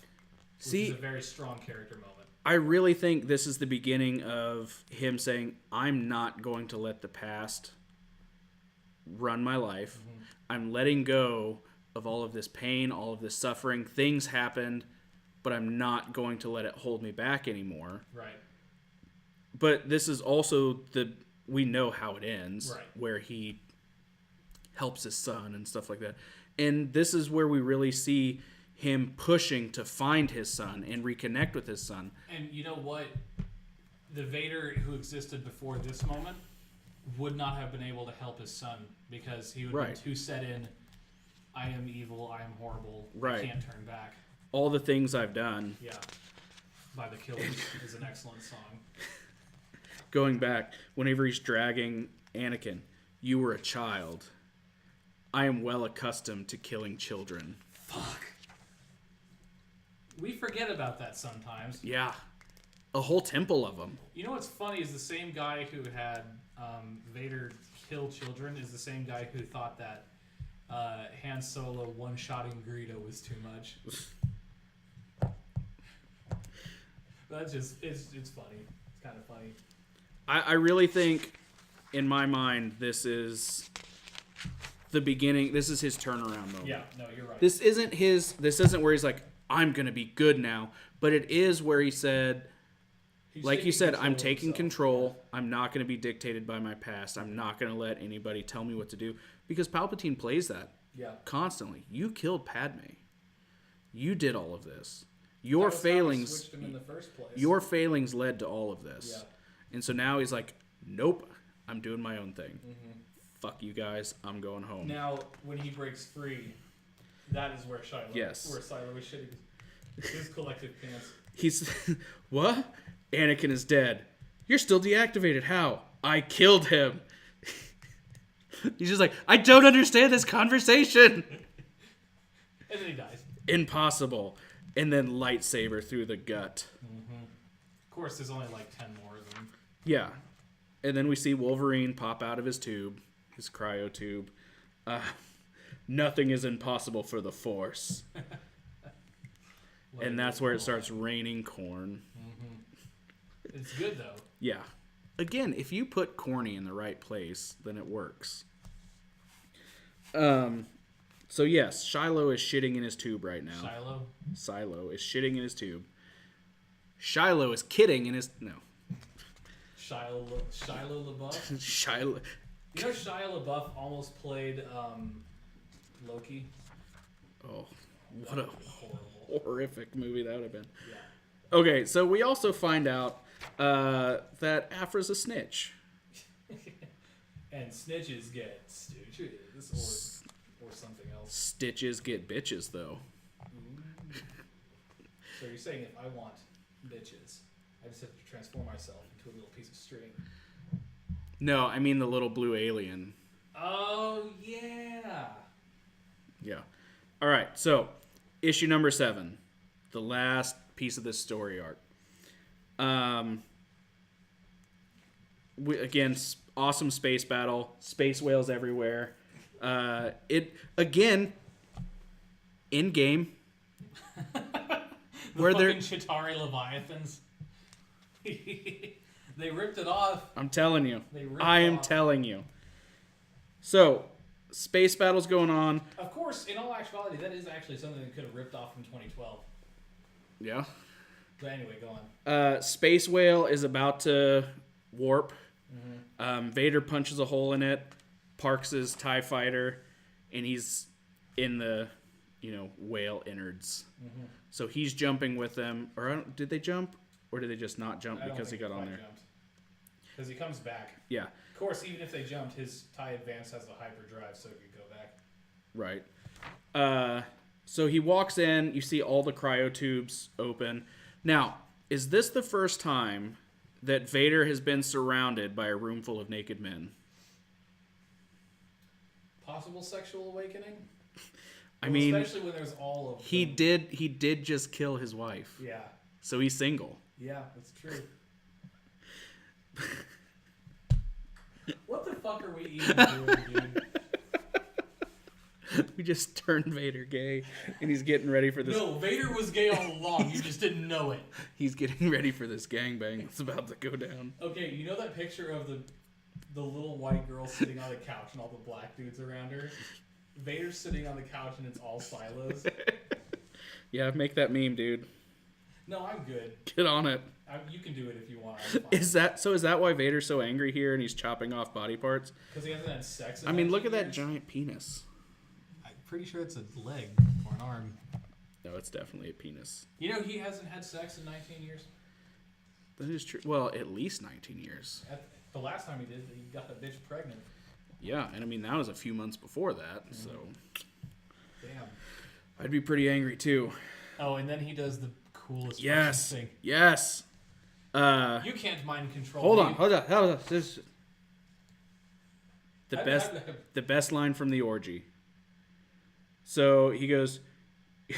You're trapped in your broken form. This is Silo talking. You're trapped in your broken form. Well, I'm immortal. These wonderful machines giving me as many lives as I need. Vader, you're wrong, Silo. That I can kill you repeatedly is by far your most appealing trait. Badass. So then they get on the deck of this whale. And you see Vader, Jedi mind tricking. I will make you ash. You will fly into the sun. You can't mind control me. Wasn't for you. Yeah, he mind controlled the whale to fly into the sun, which also goes to show you, Anakin had said that he was never good at Jedi mind tricks or controlling animals. Mm-hmm. So the fact that he can get this giant whale to fly into the sun, I love Silo's last word. Impossible. Which is exactly what he said before Vader killed him the last time. Yeah. Oh, what a scene. Yeah. Again, whale bits everywhere. They've got the sun flares going out. It's a beautiful scene. It is. The TIE Advance soaring away. Yeah. Awesome. Now to the good shit. Yes, now that the action's over. I've been waiting to get here all night. Okay. So Afra's like, hey, why didn't you ever invite me to meet your boss? And he's like, she's like, I went ahead and told him all that stuff that you did. And then guess what? Palpatine was into it. Very impressive. And then he just talks about how great it is, how awesome it is that he had plans within plans. You're creating your own empire within the empire. Fucking Palpy's over here just... Yeah. I'm so proud of him. What did Afra think would happen? They're Sith Lords. Now, I know exactly what Afra thought would happen. What? Because I've read it. Right. But at this point, whenever I was reading, I was like, you're smarter than this. Yeah. You are way smarter than this. And we see that she's way smarter than this. Yeah. But earlier in the entire story arc, she said, you have to promise me, when you kill me, it'll be a lightsaber. It's gotta be quick. Right. And she specifically said, I don't want to be jettisoned out into space or anything. So what does he do? Right. Puts her in an airline. This was a very touching scene, too. I thought she was... If you had the right actress right here, you would bring people to tears. Absolutely. And the right music. Because picking up. The way she did this, she's like, no, please, no. And she's like begging for her life. She's like, you promised. Let's just get Zoe Saldana to do this. Yeah. She's already done it. It'd be perfect. Yeah. She'd be awesome at the part. I mean, it really is gut-wrenching to see her beg like this because it's not her character. You know what the funny thing is? This scene encapsulates the entire rest of the series. You know, Afra was here to kind of make you forget that Vader is Vader. Right. And then the last interaction they have is Vader being Vader. Don't fuck with Vader. That is the entire point. That is literally the most recurring theme in this series. Everyone who fucks with Vader ends up horribly dying. He jettisoned her out there with not a second thought. No remorse. Yeah. No pity. It was never he never even said, he wasn't even like he didn't even say goodbye. I liked you. Mm-hmm. I wished better for you. This is, regrettable. Nothing. Just a bye. No, not even a bye. Metaphor. Gone. So then, speaking of shitting pants, is Tog shitting his pants right now? For the last time. So, up to this point, Tog and Afra thought that just because things turned out all right, I did this and I messed up, but everything turned out all right, so you shouldn't kill me. Yeah, but I did this and it turned out all right. Sure, I supported Silo, but it turned out all right, so I'm here for you now. We're good. I also like how the Emperor's like, oh, so the girl won't be joining us? Yeah, that's too bad. Oh, the nice little girl, the nice young lady. So then he fucking kills Tag. Yeah, awesomely. And then he goes to the next guy and he goes, how long is it going to take to fix my ship? And that's Ozzel, who is the guy who gets force choked through the screen in Empire. So that's nice continuity there. Yeah. It's going to take a month. You have 2 weeks. That's impossible. He goes, you're starting to sound a lot like General Tog. It'll be done. Yeah. Now, I like how every once in a while he'll give him a chance to just shape the fuck up or I'm going to kill you. How awesome of a scene is this, though? Mm-hmm. Vader looking out at the stars, reaching out to his son reaching back to him, and they're about to touch hands, much like David or Adam. God and Adam, yeah. God and Adam reaching out to each other. The creation of man. Yeah. Reaching across the stars. You know, what's funny is Across the Stars is the name of the love theme from Attack of the Clones. Oh, yeah? Yeah. That's Anakin and Padme's theme is called Across the Stars, their motif. Oh. Yeah, I thought that interesting. was nice. And I love this scene, too. He's just standing on the empty deck. What does he say? Soon. Yep. Like, this is him beginning his true journey. Mm-hmm. Now, we're not done yet. No. So Afra's floating around, and all of a sudden we see boop, boop, boop, boop, boop, boop, boop, boop. So Aquaman's trying to talk to the space whales.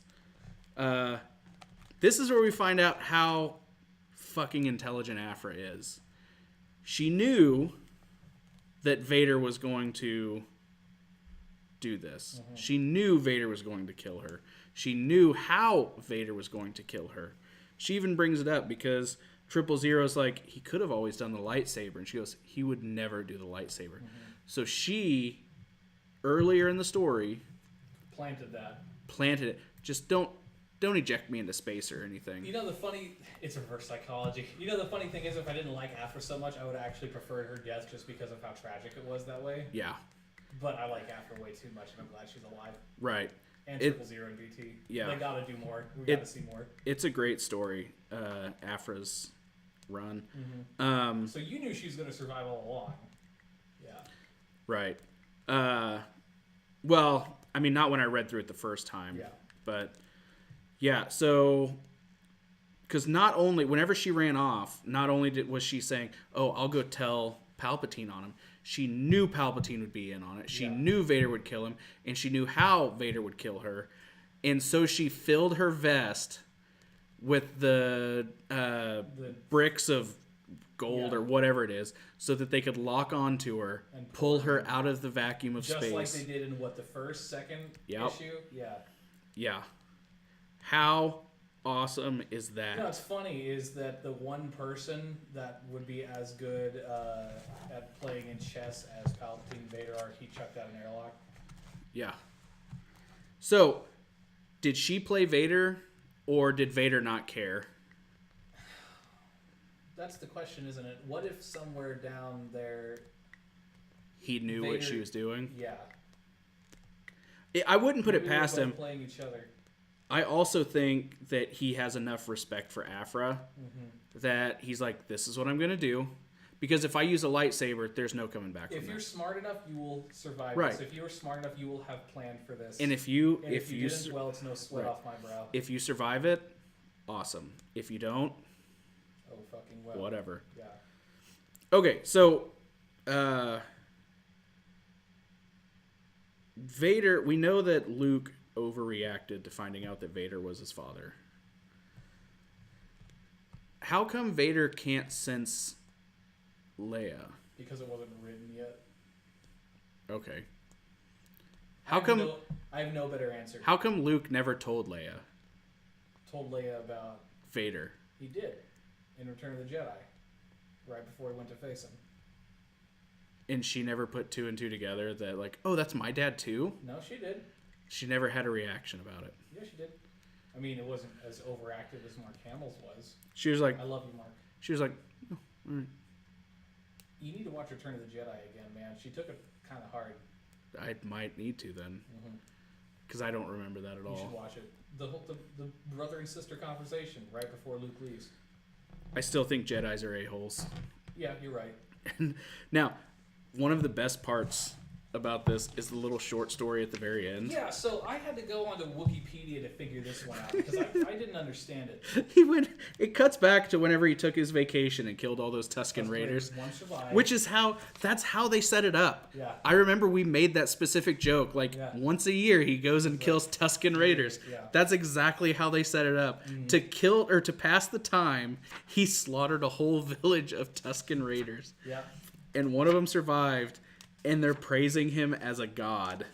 They have this giant burning man. So what happened, from what I can gather, is that the one survived. He told the other tribesmen about it. The leader of the tribe, he survived, and another tribe found him.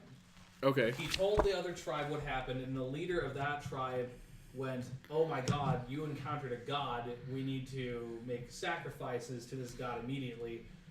So they gathered up all the dead of the tribe that Vader killed, plus the one survivor, and burned it all in a giant effigy of Darth Vader. Yeah. Tuskens are fucked up, dude. And as far as I can tell, they've never expounded on this. No. Tuskens are just fucked. Yeah. They're really odd. I can tell. But I just thought it was hilarious that they just added that in. Well, it was a nice touch. To pass the time, he just goes and slaughters Tusken Raiders. It's Vader, dude.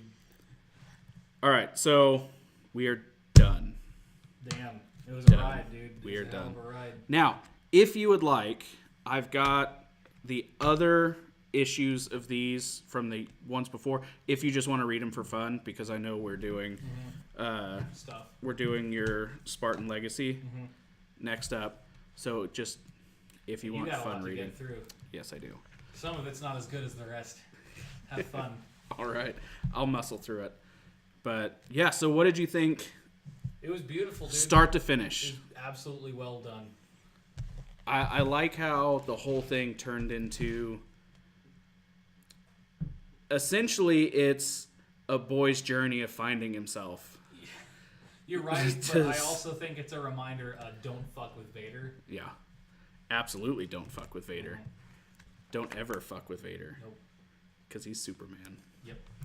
All right, man. Well, that's all I got. Me too. 2 hours of Endgame and an hour and a half of Star Wars. No, it was 2 hours of Endgame and an hour and a half of Endgame. Yeah, Endgame. Remember, Star Wars. Which way did we have it? Star Wars ripped off Endgame. No, Endgame ripped off Star Wars. That's right. Yeah. Yeah, that's gonna be the clickbait title. Endgame ripped off Star Wars. Endgame ripped off Proof is Star right Wars. here. You've just reached the end. Right. Of the game. End of games. End game. It's Flying whales. Leviathans. Illuminati confirmed. That's right. There's even a dude. There is a dude. There's a lot of dudes doing a lot of stuff. Nope, there's just the one dude. But they're He's doing tall. a lot of stuff. Lots of He stuff. has a sword. And armor. All right, well, that's going to do it for this episode of the Comic Rundown. Thank you again, Jacob Whittington, for coming and joining. Next time, we will be doing Spartan Legacy. Specifically, the first installment, Spartan's Generation, which you can find on my YouTube channel if you'd like to check it out. All right, so we're going to be covering that. It should be a little more free form, more of a conversation, less of us walking through a book. Right. But yeah, I'm excited. I've actually been kind of studying up a little bit on Halo. Oh, yeah? What Trying to have you get a bit of a background. Right now, I've just been watching the cutscenes. Okay. They're a little sporadic, so it's kind of hard to tell exactly what's going on. Well, it is a first-person shooter. But I'm getting enough of it that I understand what things are. So whenever they say, "Oh, we're at, this," I understand what that is. Or whenever they talk about the aliens, I know what those are. You know what? When are you at work next? Tomorrow. Oh, I mean, with me. Friday, Oh. Saturday, Sunday. Saturday. Saturday? Okay. I am going to lend you my copy of Halo Legends, and you need to watch... It's a collection of animated short stories. You need to watch Origins 1 and 2. Okay. It literally summarizes all of Halo up until the end of Halo 3. Okay. All right, I'll do that. Sounds good. Again, you can find me on Instagram and Facebook at The Comic Den. Please make sure to hit the like button. Please make sure to hit the subscribe button. Share it around if you will. And make sure you hit that little gray bell or you will never find out when things are being released. Because YouTube's a bitch. Yes, but I love YouTube. If they die, what will I watch on Wednesdays? Except for the fine programs on Fox. That's right. All right, man. Thanks for joining me for 5 volumes. You are the first one to complete a run. Hey, man, I get shit done. All right. I've got nothing else. All right. I need to go eat. Me too. You I'm need to get fucking home to your starving. wife. No, she's at work till 2 in the morning. You need to I need to get home to my pizza rolls. get home to your pizza rolls. Yeah. All right, man. Thanks for joining us, guys. See you later. That's the outro.